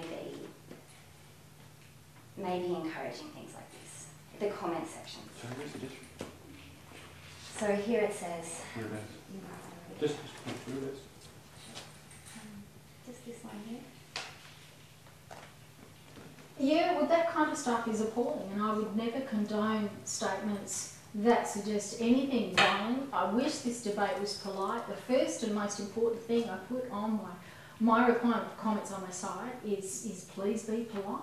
I want good manners in this debate, because good manners are the only way we can stick to the science instead of getting involved in attacks on people, which is so not what this is about. We should be worried about what the climate's doing and what the data's reporting, not on things. And people are very angry, and yeah, that's a shame. And I never support, I never condone that kind of violence. My comments were made in relation to what was put out by the ANU and others in June this year in a hot political climate in Australia, and they were saying skeptics are making death threats, and we were saying, well, where are they? Show us the evidence. And what they put forward was a letter from 4 or 5 years ago, which was during the Howard government, before I started blogging and everything like that. One letter from 5 years ago, they put forward rude arguments, kind of similar, with lots of swearing. It's so unnecessary, it's so boorish, and I don't want people to do that. And they were 16 months old. So when I say that people are hyping up things, I was referring to a 5-year-old letter and 16-month-old rude emails, and the rude emails had no evidence of death threats. They were just very rude and unnecessary. So you'd have to agree that was beefing things up in that political climate. None of this was put forward. At the time when those things were released to the public and the statements were made, there were no reports to the AFP, there were no investigations, people were not following things up. You can see how easy it would be for someone who didn't like us to make up death threats, to throw them out, and then to say, oh look, the skeptics are being horrible. And we're like, well, can we just get back to the scientific evidence? And if there is a real death threat, then we want a real investigation, because those people should be prosecuted, because there is no excuse for doing that kind of thing. Anna, I think you're right to be upset about this. We get mail like this reasonably frequently, apart from that line there. That's a shocker. That's what the threat there. Yeah, well, I mean, you should have reported that to police. of course we did, Yeah, and that's what climate scientists have been doing as well. But I feel like well, it's quite say climate science. There's never been any evidence produced of that. Yeah, we get very nasty. This is the first genuine death threat, or something that can be interpreted as death threat, that I've seen. I feel though, like what you wrote in your blog, this is sheer beef it up spin, making a mountain out of a molehill. Don't you agree that issuing a press release about 5-year-old letters about a comment made in passing by an anonymous person and by rude emails that are 16 months old is sheer beef it up spin in the current environment, to claim that there are thousands of death threats and to claim that they're increasing when in fact the evidence is quite old? I mean, that's beef it up spin. Several months ago, a climate scientist had a noose brandished in front of him as he was about to speak at a conference. Where and when? In Melbourne. It's on YouTube. I mean, this happened very recently. Okay, and I detest those kind of things. So I want to get the violence out of this. this. I don't see why I can't be responsible for the actions of other people. I can only do what you do and say, we want a polite debate, we want to talk about the evidence. But then writing things like this about when the so if they do wild beef it up spin, I'm not allowed to say that it's wild beef it up spin. If the climate scientists stuck to reporting the genuine death threats, if there are any, and real investigations, and they stuck to saying what was out there, then I couldn't accuse them of spin. I feel like you were insinuating, Ruth, that this is somehow people are sending themselves death threats. And I did not say that to myself. No, and I'm not saying you did. As I said, you've put this in front of me now and I've never seen it before. Yeah. And I have no idea what the police investigation has turned up, if anything. And, you know, I hope that if someone did that, then they should be held to account for it. I'm saying that this stuff is so common and it seems to be getting worse. And I am worried about places like, not the stuff you write, but in the comments of your blog. And some of the things that... If you see a comment that you dislike, please let me know. I'd like to remove comments which suggest any form of violent intent, and I'll try to keep on top of that. I've only got volunteers, I'm not paid. as much as I can, I remove any threats of violence from both sides because to me it's just wrong. Should be about the evidence. Okay, alright, well, it sounds like we both agree. Is that something that we agree on? I mean, that's It's got to you know, about the debate. Yeah, the debate's been shocking. Yeah, I mean, China's been awful. And can we say can you just talk amongst yourself about that? Well, 'Cause that's- you know, the idea that calling us deniers is name calling from the beginning. It's designed to stop people listening to any arguments put forward. If you ask people just to explain in English, what is it we deny, they can never name any scientific point or paper that we will not discuss. They can't name any empirical evidence for any warming greater than 1.2 degrees, and we have asked continuously and on our blogs and around anywhere we could. No one can point to that kind of thing. No one can say we deny anything, and yet they keep calling us deniers with these illusions of Holocaust and sympathy with Nazis and whatnot. You know, I mean, that's the name calling that started out. That's been running for years. So when are people on your side of the debate going to start saying, well, hold on a minute, couldn't we just call them independent scientists instead of calling them deniers? When are we going to raise the standards on that side of the debate? I think this probably goes back to a point about you, as you said, accept that carbon pollution or carbon dioxide. I don't accept that it's pollution. Well, pollution is a byproduct of a production that has a bad impact on the world, which But If it did, and there's no evidence that it does, and well, actually, I mean, you've got the Climate Commission, you've got the IPCC saying it's you've got beyond lots of reason. associations. You've got authority, just like the Pope had authority. You can have the Pope himself on your side. It's still a battle of evidence, which I've shown no you. expertise. Anyway, sorry, what are they saying? That's What all are right, they that saying makes- beyond reasonable doubt? You know, you've got scientists, the vast majority of scientists. No. No. No. So, No. well, We can name more scientists than you can. The petition project has 31,500 scientists named. It's been checked twice. It was done by It has names volunteers. like Mickey Mouse. It No, had it's names not like that on the Oxford. first round, and you're ignoring the second round. 31,500 scientists have named it. It's been double checked. 9,000 PhDs. That's never really been reported to the public. It doesn't prove anything, okay? It's an argument from authority. Just because we outnumber you, we never say we're right because we outnumber you. We outrank you as well. We've got the Nobel Prize winners like Ivor Giava on our side. We don't say we're right because we outrank you either. We just say there is another side to the argument. Can we put both sides forward?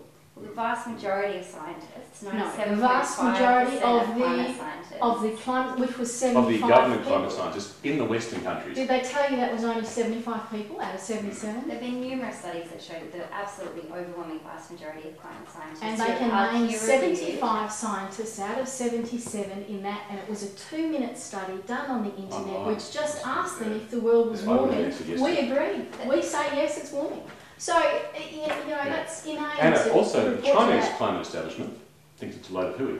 The Russians have always said it's rubbish and said it's due to the sun. The Indians disagree with it, and their national report Where on are you it. getting this information on China? Because I was just over there meeting with people who are doing a lot of work on climate science in Beijing, and the government They're accepting a lot of Western absolutely money. accepts If you go to a this Chinese climate bookstore, however, you'll find books in there saying that it's all a plot against developed by the Western countries against developed nations. There are And plenty well, of that's Chinese a government scientists, bookstore, and there wouldn't be in there. I'm also basing it on what the Chinese said after Copenhagen. The Chinese were saying during and after Copenhagen, they were saying we're not signing this agreement because we're not convinced that CO2 is the cause of the problem. That's almost a direct quote. They said that over and over again. So that's why I'm saying the Chinese aren't buying it. I disagree.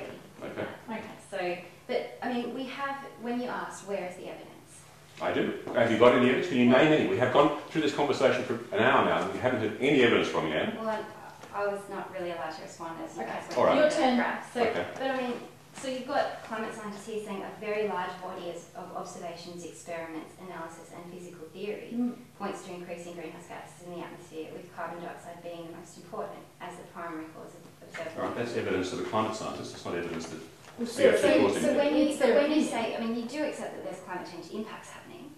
And We accept that climate change has been going on. It's been going on since the depth of the Little Ice Age in 1680. We've been in a warming trend since 1680. And yes, it's continuing to what warm. are you, I'm not sure what you're proposing is causing this warming. We don't have We're not to propose anything. We're not asking for billions of dollars and trillions of dollars in a scheme. We're saying, could we spend our public money, our taxation and other dollars on useful things, like medical research, instead of on solar panels made in China, What you're which asking aren't going to for- help the environment? Aren't you concerned if they spend billions of dollars on solar panels that they're not preserving any environment, they're not saving diversity, they're not making any difference at all to the global temperature, not one bit. But you Isn't say that you don't a have waste to of prove taxpayer money? anything. We You don't say have to prove anything because you're not asking for it. We're not asking for any money. We don't have to explain the entirety of how the climate is controlled by the multivariable factors that can control our climate. It's a mystery. If we could explain that, there would be climate models which would forecast ahead of time when there were El Niños or when there were La Niñas coming. They'd be able to say, farmers, worry about this next season because the next season's going to be wet or hot or cold or something. You're confusing They weather with can't. climate No, now. yeah, what is climate? Lots of weather. Yeah, Lots of 30-year little periods. slices of weather. Do you know the climate models, when they come up with their 70-year predictions, do that by breaking things down into small time zones and small parts all around the planet. They then figure out what goes on in each small bit and they add up all the small bits to come up with a long-term answer. Now, if they get all the small bits wrong, all their predictions of local rainfalls and temperatures and things are wrong, how can you add up thousands of errors on a global model and come up with an answer that's right? So you're saying that because you're not asking for money, you don't have to prove anything. No, we're saying CO2 didn't do it. We've got the evidence to show it. Well, they're saying we We're also don't putting in prove the here, we've got models the are evidence. wrong and that this is a baseless, scare and a waste of money. I feel like actually you're asking for quite a lot, which is for the world to take a huge gamble and choose not to act on the very small chance that you might be right. That's asking Yes. for Very much. small. We presented 4 bits of evidence here that the climate models are fundamentally flawed. They're Right. totally wrong. And if you look at it the other way, Anna, that we're being asked to take a huge gamble that those who assert that our emissions are warming the planet dangerously are right. So Because they want to change the whole industrial system But Nick, and eradicate. Nick- So, no, I'm just saying, with just looking at the way this is presented, the onus is actually on those who assert that the warming that's occurred is caused by our emissions and is dangerous and that we have to do something about it. Well, the Hang on, why is IPCC it has so? said that there's 90% But do you accept that that is the probability. onus? Well, the IPCC has said that there's 90% probability, so yet not 100% chance that climate change is happening and that it's human. And they came up with a And number if by it's- asking a room full of people to put up their hands. It's a bunch of opinions. It's not based on Who observation. pays those people? Sorry, Anna, can you start that again, Yeah, Nick? sure. So the IPCC has said that there's a 90% probability Yes. that climate change is happening and that That it's is what caused they by say. humans. Yep. So there's a chance that they're wrong. But if we take that gamble and don't act, the consequences are that we destroy the entire planet. Or Well, we could, no. actually I don't think it's funny because I'm still going to be alive and your kids are going to be alive. The and planet we is have not to- going to be destroyed. Anna, there's no evidence for it. We've showed you the climate models in no. 4 different independent ways. We've showed you the climate models are fundamentally flawed. They haven't got a clue what's going on about carbon dioxide. What's the problem? So we could bet the whole house on the chance that you're right, or we could insure the house. Well, in we could case bet you're the wrong. whole house and see if the temperature goes up. Let's see, the air temperatures haven't gone up according to the satellites. Our best means for measuring air temperatures haven't gone up since 2001. And since we started measuring the oceans properly in 2003, those temperatures haven't gone up either. Surface temperatures have increased and ocean temperatures. Surface According to the temperatures dodgy have been thermometers, yes, but increasing according to for the satellites in the 300 Argo, no. Surface temperatures have been increasing for 300 years. It started long before we got SUVs and long before coal-fired power stations. Those temperatures have been going up. Something else caused it to start warming. Maybe that slowed down while our natural forces have come in. That'd be a coincidence. You're asking us to bet lots of money on a coincidence which isn't backed by any of the other observational evidence we can point at. 28 million weather balloons, 6,000 boreholes, 3,000 Argo buoys, 30 years of satellite data. The evidence going back millions of years fails to show any strong correlation where CO2 causes major changes in temperature. So, but you're kind of implying that climate scientists are saying that all warming in the past is caused by carbon. No, I didn't say that. No, and they don't say that either. But we No, know that's the that point. the ice cores do show positive feedback loops. So No, No, they they don't. don't. They haven't been able to prove that at all. There hasn't been, No, they haven't. there What hasn't they- been any published papers showing that there is major amplification, nothing they can put a number to. They There were said some that- papers showing some applications. They made an aliasing error and it's wrong. But you've got that graph yourself. saying Yeah, that- yeah, we've got the graph, the Vostok ice core graph. As I said, I looked at that and I was convinced we needed to worry. We've looked at the problem, we know that temperature causes CO2 to rise and fall, It's and that the most of this movement It's is the due direction to of temperature correlation, pushing CO2 yeah. up. Maybe there is some positive feedback from CO2 affecting temperature, maybe. In But theory, it's- there must be. It has not been published in any peer-reviewed papers. No one's been calculating climate sensitivity based on the best data that we have, only on 20-year-old data. They're still quoting Laureus, 1990, when Okay. they talk about climate sensitivity from ice cores. All right, well, let's talk about old data. Sorry, And- can I just get Nick saying, talking correlation, not Can I just causation. have like 30 seconds, right? Yeah, sure. Sorry. Yeah, No. good for me too. Good for everyone, I hope. Deep breath all round. Doing well now.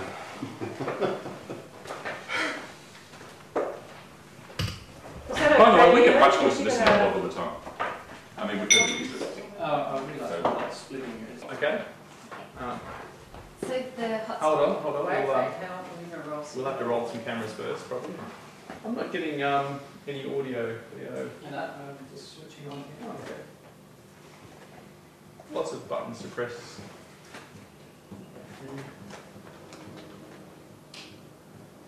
It's Sorry, I might just- 100,000 people into our I kitchen. might change it back. I'm going to be far here. So what do you mean, Play that 100,000? one Yeah, Yeah. go stuff it up. It's alright, you're not good. They got a million for that Julia and Tim show. on? Last night? I don't know, we were talking about Yeah, the first, I don't know what yes. they got last night, but the first time, last week, they got a million people watching it. Which is It pretty must weird. be tough being a politician and having that kind of... Oh, I don't agree with them doing that, I think that's wrong. You know, Yeah, I think that crosses Sort the line. of setting up a serving Prime Minister, whatever. I haven't watched it, but I would prefer that. Yeah, I don't think that's the right thing to do. That's what I'm amazed a million people would watch it. But then I'd hate to I think it's the car take crash down free effect. speech, but... Yeah, It's the car crash effect. Yeah. Everyone wanted to Yeah. see how bad it could be. And it wasn't as bad as they thought, so probably... No, they won't watch it this week.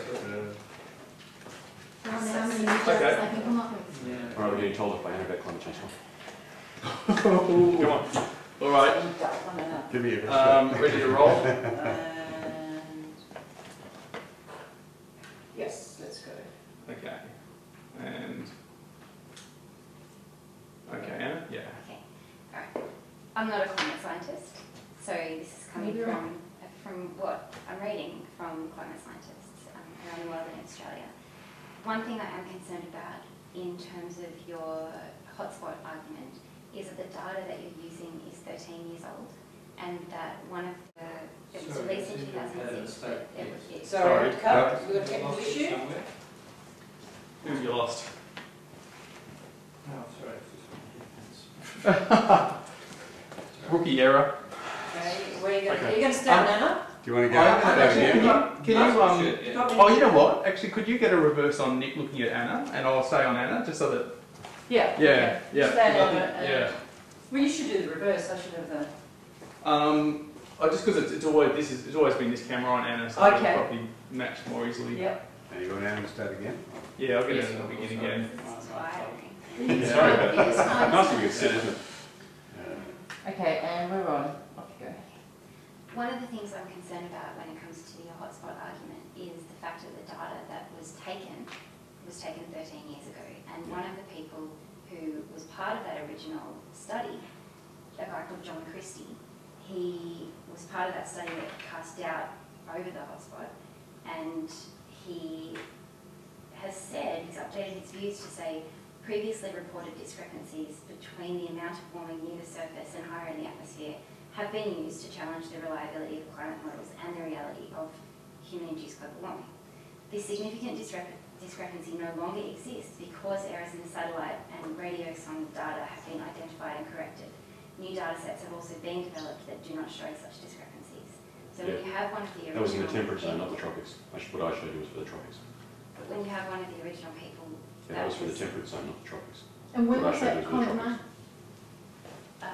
in a second study, so as far as I know, there have been 3 studies that have said that what you're arguing is wrong. One in 2003, 2005 and 2006. Oh, they go on longer There than that. have They go been back and dozens of forth. studies There've that been go... quite a few of them now. Yeah. So Every these 6 are months just someone the- puts out something on either side. These are just the three periods. No, that's old. That's temperate It's zone very stuff, it's old. not tropic zone. But see, Sorry. they'll say that your data is old. The data is old because it's the only data there is. You have to get the data during the warming period. The last warming period was 75 to 99. That's what the area. That's the period that the data covers. Well, we can all see on the graphs that the world hasn't changed temperature much in the 2000s, so it would be kind of pointless to look for a change in the upper tropospheric warming zone during a period when the world didn't warm much. So when the world did warm, we agree, 1980 and 1990s, we can't find any evidence, and they have reanalysed and reanalysed that data for that 20-year period over and over. And no matter how many different ways they adjust and look for cold biases and warm biases at the right spots, they haven't managed to publish a convincing study showing that the models fit with the observations.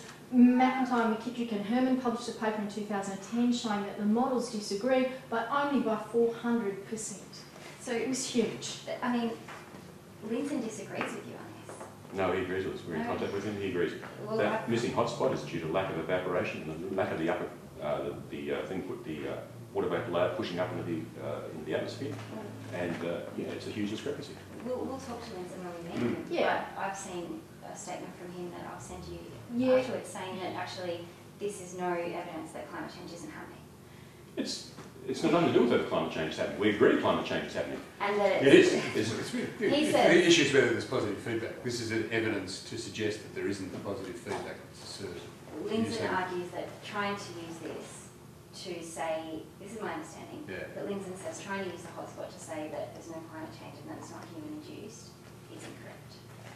Oh, well, I haven't seen that, but we'll hopefully have a chance to put it to it. We will put it to it. Yeah, ask Minchin whether he thinks the models are right Yeah. and whether their assumptions on the upper stratospheric. Because that is his area of positive feedback. It seems that what we were discussing earlier is, and as you have also said, that carbon does cause warming 1.2 degrees. And Up to if it doubles. And then what we're arguing beyond that is about feedback. That's right. That's right. So That's we're not the core of the disputing argument. that carbon dioxide causes warming. Yes, No. Does it We're cause dangerous disputing whether warming, it's and is it a serious. problem? Yeah, that's the real Is it a debate. problem? It's not a Well, question. how do we know? How do we actually know that warming is a problem? Why do you think this is the perfect temperature for the world? Why is it so horrifying to think that the world might be 1 degree warmer? Because Might be a whole lot better. we've already had people in the Pacific having to evacuate from their islands because of Which sea people? level. No, they're islands Which are people and which islands? There's a whole lot of... See, this is the thing that gets me, that there isn't the cost-benefit analysis of warming. For some people, warming will be fantastic. For lots of plants, it's going to be fantastic. For food For production. people who are trying to grow crops in cold places. You're joking. You're not actually saying that if we have climate change, with the potential of runaway climate change. No. See, that's the debate. Would there be runaway climate change? Or would there be? I was saying, is it necessarily the case that even if it went up 1 degree over a century, that would be disastrous for humanity? But that's not what the scientists are saying. I mean, here you've got the Australian Academy of Science, you've got NASA, you've got every national Yeah, but they're academy basing of on, science this in the comes world. back to the whole argument, that they're basing on models that are saying it is going to run away and it's going to be 4 degrees It's or not more. just about models, it's also about the real world. It's about the No, opinions of it's about scientists and associations. None of those associations surveyed their members and asked the thousands of members whether they agreed with the statements put forward by those associations. Those associations are just committees of 6 to 8 people who have an opinion. They've all sat around a table and the 6 to 8 of them and said, yes, we think this is the case, and put out a statement on behalf of something like the American Physical Society. Riggiovar today, Nobel Prize winner from 1973, he bailed out. He said, I'm out. I'm not a member of the American Physical Society anymore because their statement on global warming is untenable, it's unscientific for them to say the evidence is incontrovertible and there is no debate. Anna, we might move on. Did you have another? Yeah, sure. Let's talk about the measurements. Did you have a cigarette for him? Sure. No, the one I'm saying. Yeah. No? Thermometers? Thermometers. Yeah.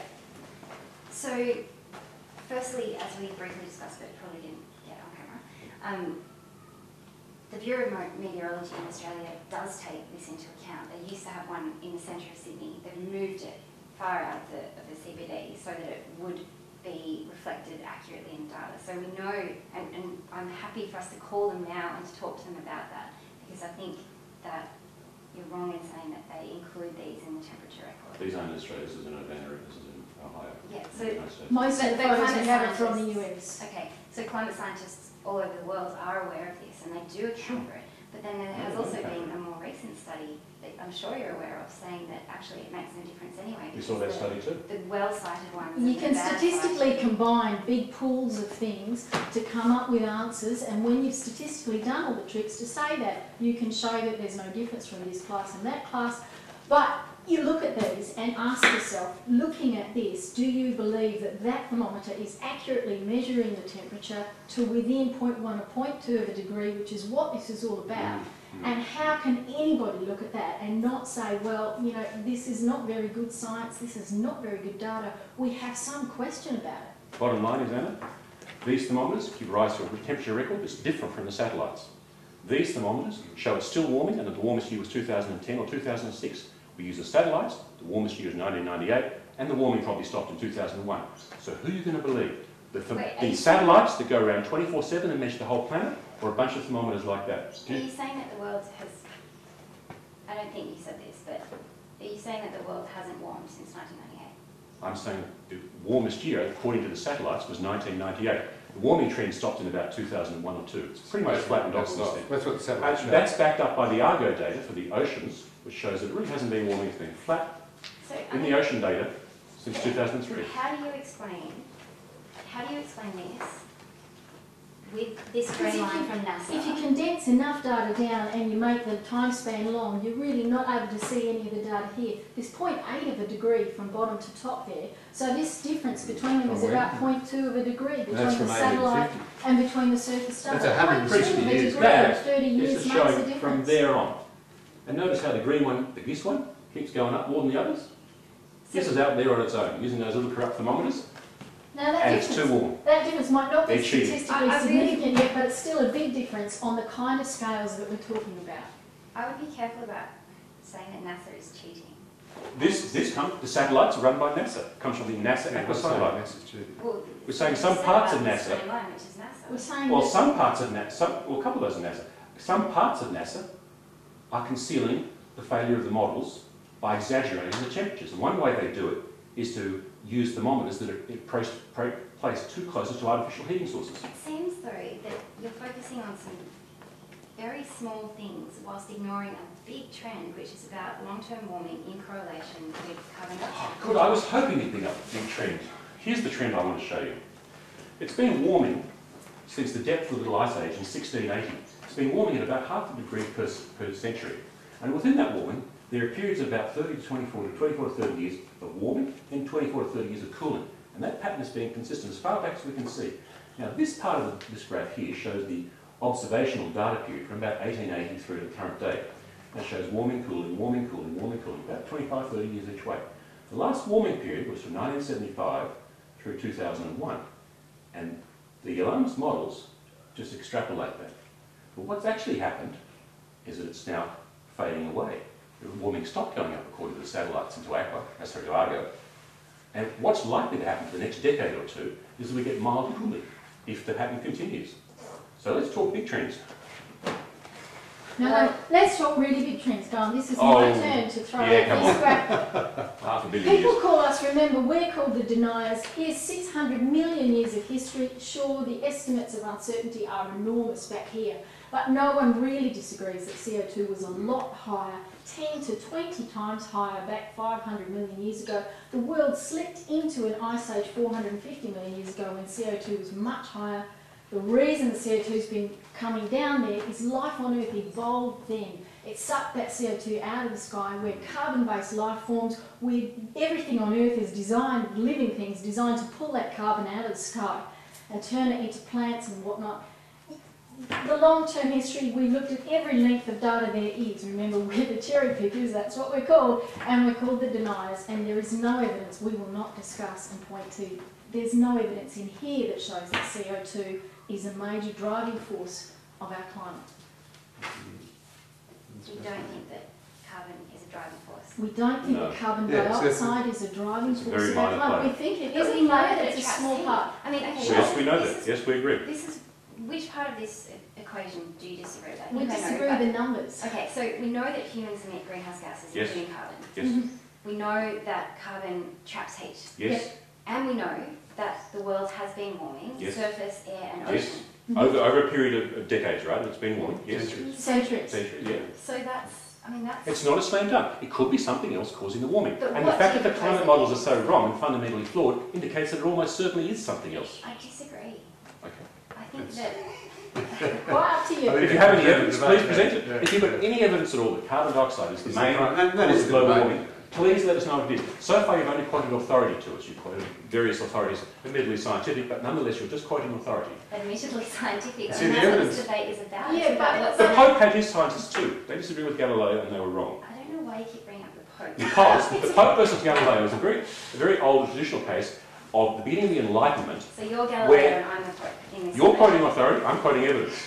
And I don't want to return to pre-Enlightenment time where political authority and being politically trendy overrides scientific theory and, scientific evidence. And that is what I'm afraid is happening in this environment at the moment. We've got a huge name-calling campaign to suppress people who do point to evidence. We've got government spending oodles and oodles of money on propaganda telling us that we're wrong, and just to listen to them. And it looks like we've got massive political authority on one side of the argument and nothing on the other side. One side has got no resources, the other side has massive resources. So what's the downside to taking action? All right, good. I'm glad you asked. You mean as in Yeah, like a come back to this. precautionary Yeah, principle? yeah, Because come we back to quote that as Because- why don't we take insurance? Well, what I said If your before insurance was costs about you $100,000, saying that we shouldn't act. If your And house insurance cost $100,000, would it be worth taking? so There is a cost benefit to all insurance. What is the point of spending thousands of millions of billions of dollars if we haven't got any evidence at all that the models are producing reliable estimates of what's going to happen in the future? All right, assuming that you're right, Mhm. even if, okay, let's use a really simple analogy. Yep. Most people take out car insurance every year. It's Sure. about $1,000. You don't get to the end of the year and go, damn, I didn't crash my car. Sure. So it's, Sure. So if the guys who are selling you car insurance are saying you need to spend $50,000 to insure your For $50,000 one car, then you'd be saying, well, hang on, why? And then they say, well, look at the accident statistics. And we say, well, let's look at them. And then they say, well, we're withholding all the data. We won't give you the publicly available data on it. We're hiding declines. They get caught saying that in their you're talking emails. about tree rings, I not know. temperature, and You're giving an analogy and I'm responding. If those guys said you need to spend $50,000 a year on your car insurance for a $50,000 car, I would ask to see the evidence. They hide the evidence, they won't admit it, they've been caught saying we're hiding things, we won't give out the information, we're hiding declines and we're using tricks, and they've said all that, and Taking you're both still of those saying, things okay, I'll completely pay out of $50,000 to insure my $50,000 car. what can we use to buy clean air, clean water and clean soil? Well, if- first we need evidence. We need to start with getting the policies right. Think about the precautionary principle. It's a bogus law of science. It isn't a law of science because it works for both sides. From our point of view, we're saying if you were to spend, as Obama is planning to, $3.4 billion on carbon sequestration, to pump carbon underground and store it underground, that's $3.4 billion which could be used to provide 46 million people with operations to cure their vision. So we're talking about 46 million people who could be cured of blindness, 100 million people could be given clean water, and you're choosing to say, well, we better stuff that carbon underground and let the 46 million go blind.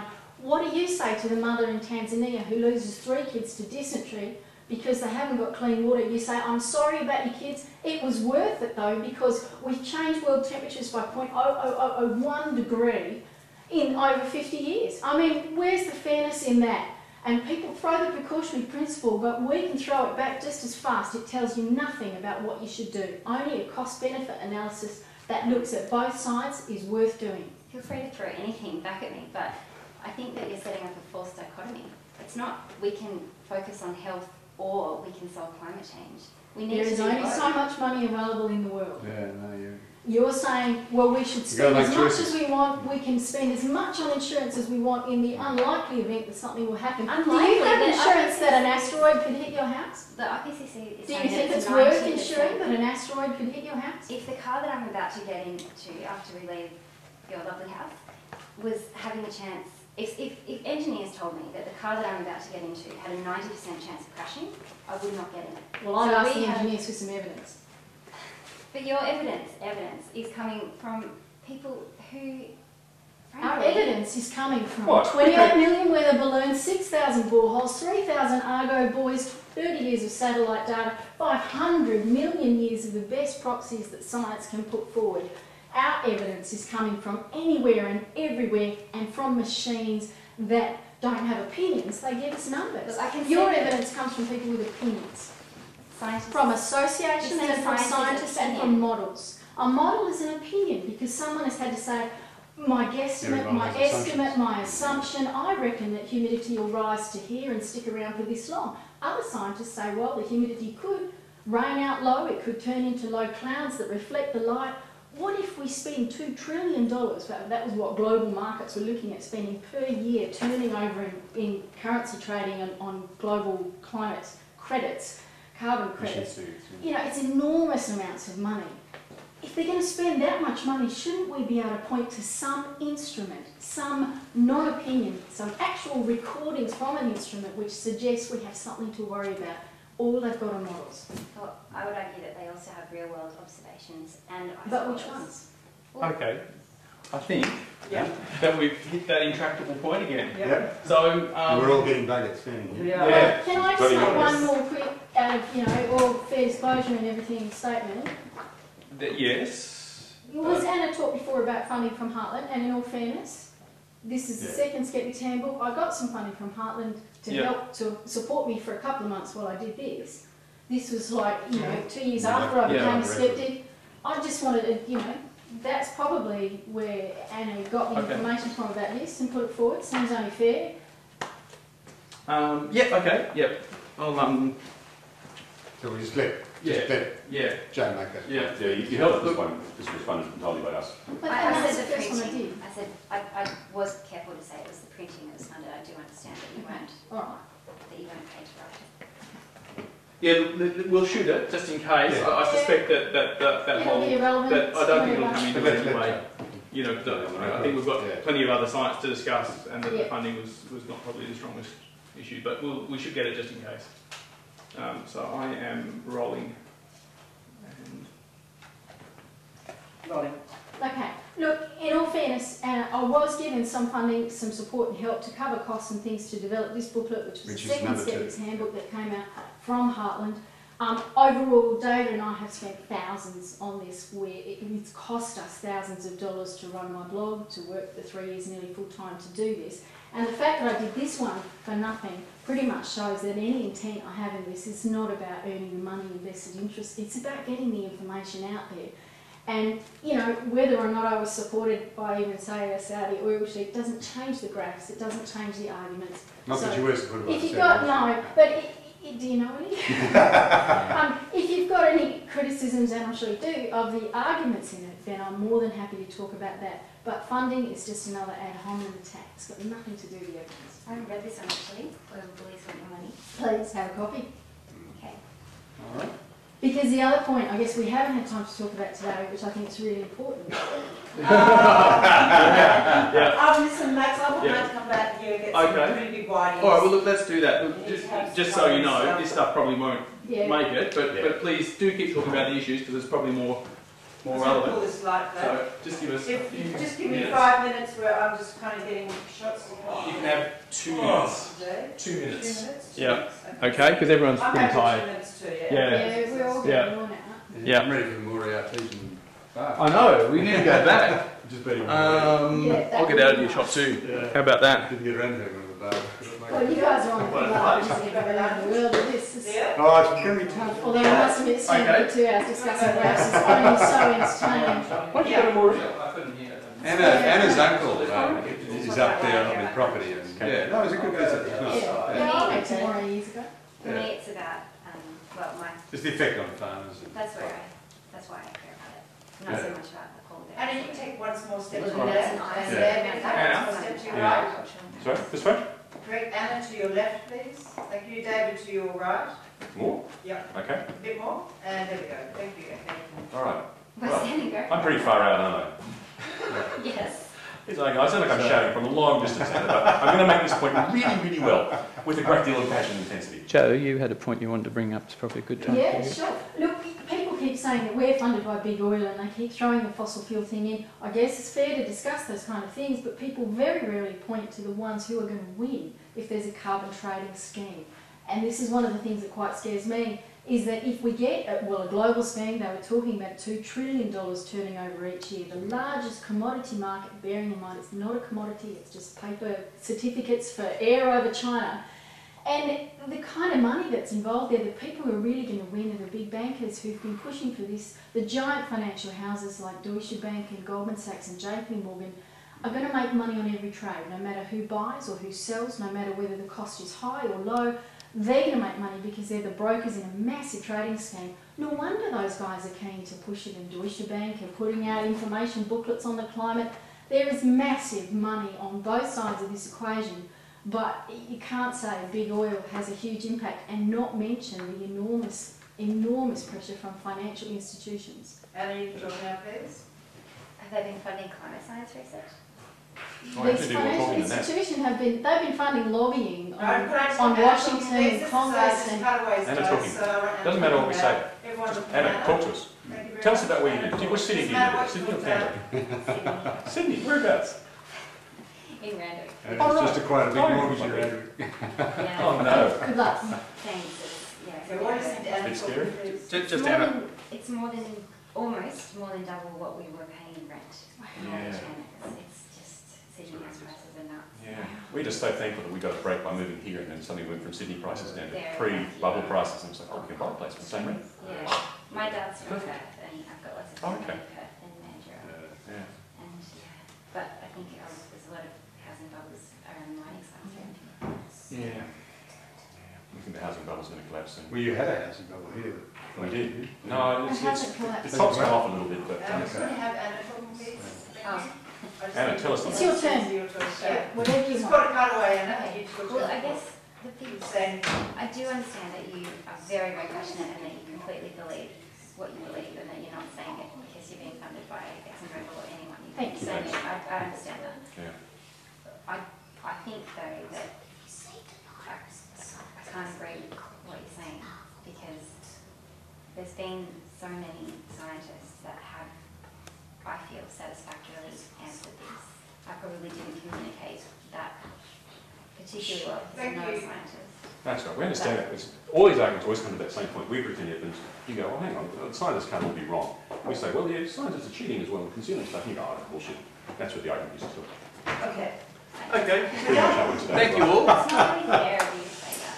So this is being a bit facetious. But I mean, recognise that when we ask for evidence, Now, Leo, do you you want to... keep saying, is an associate, is a scientist, there are No. 97% of the world's But when I scientists. ask for evidence of what you think is possible, you can't provide Boy. it.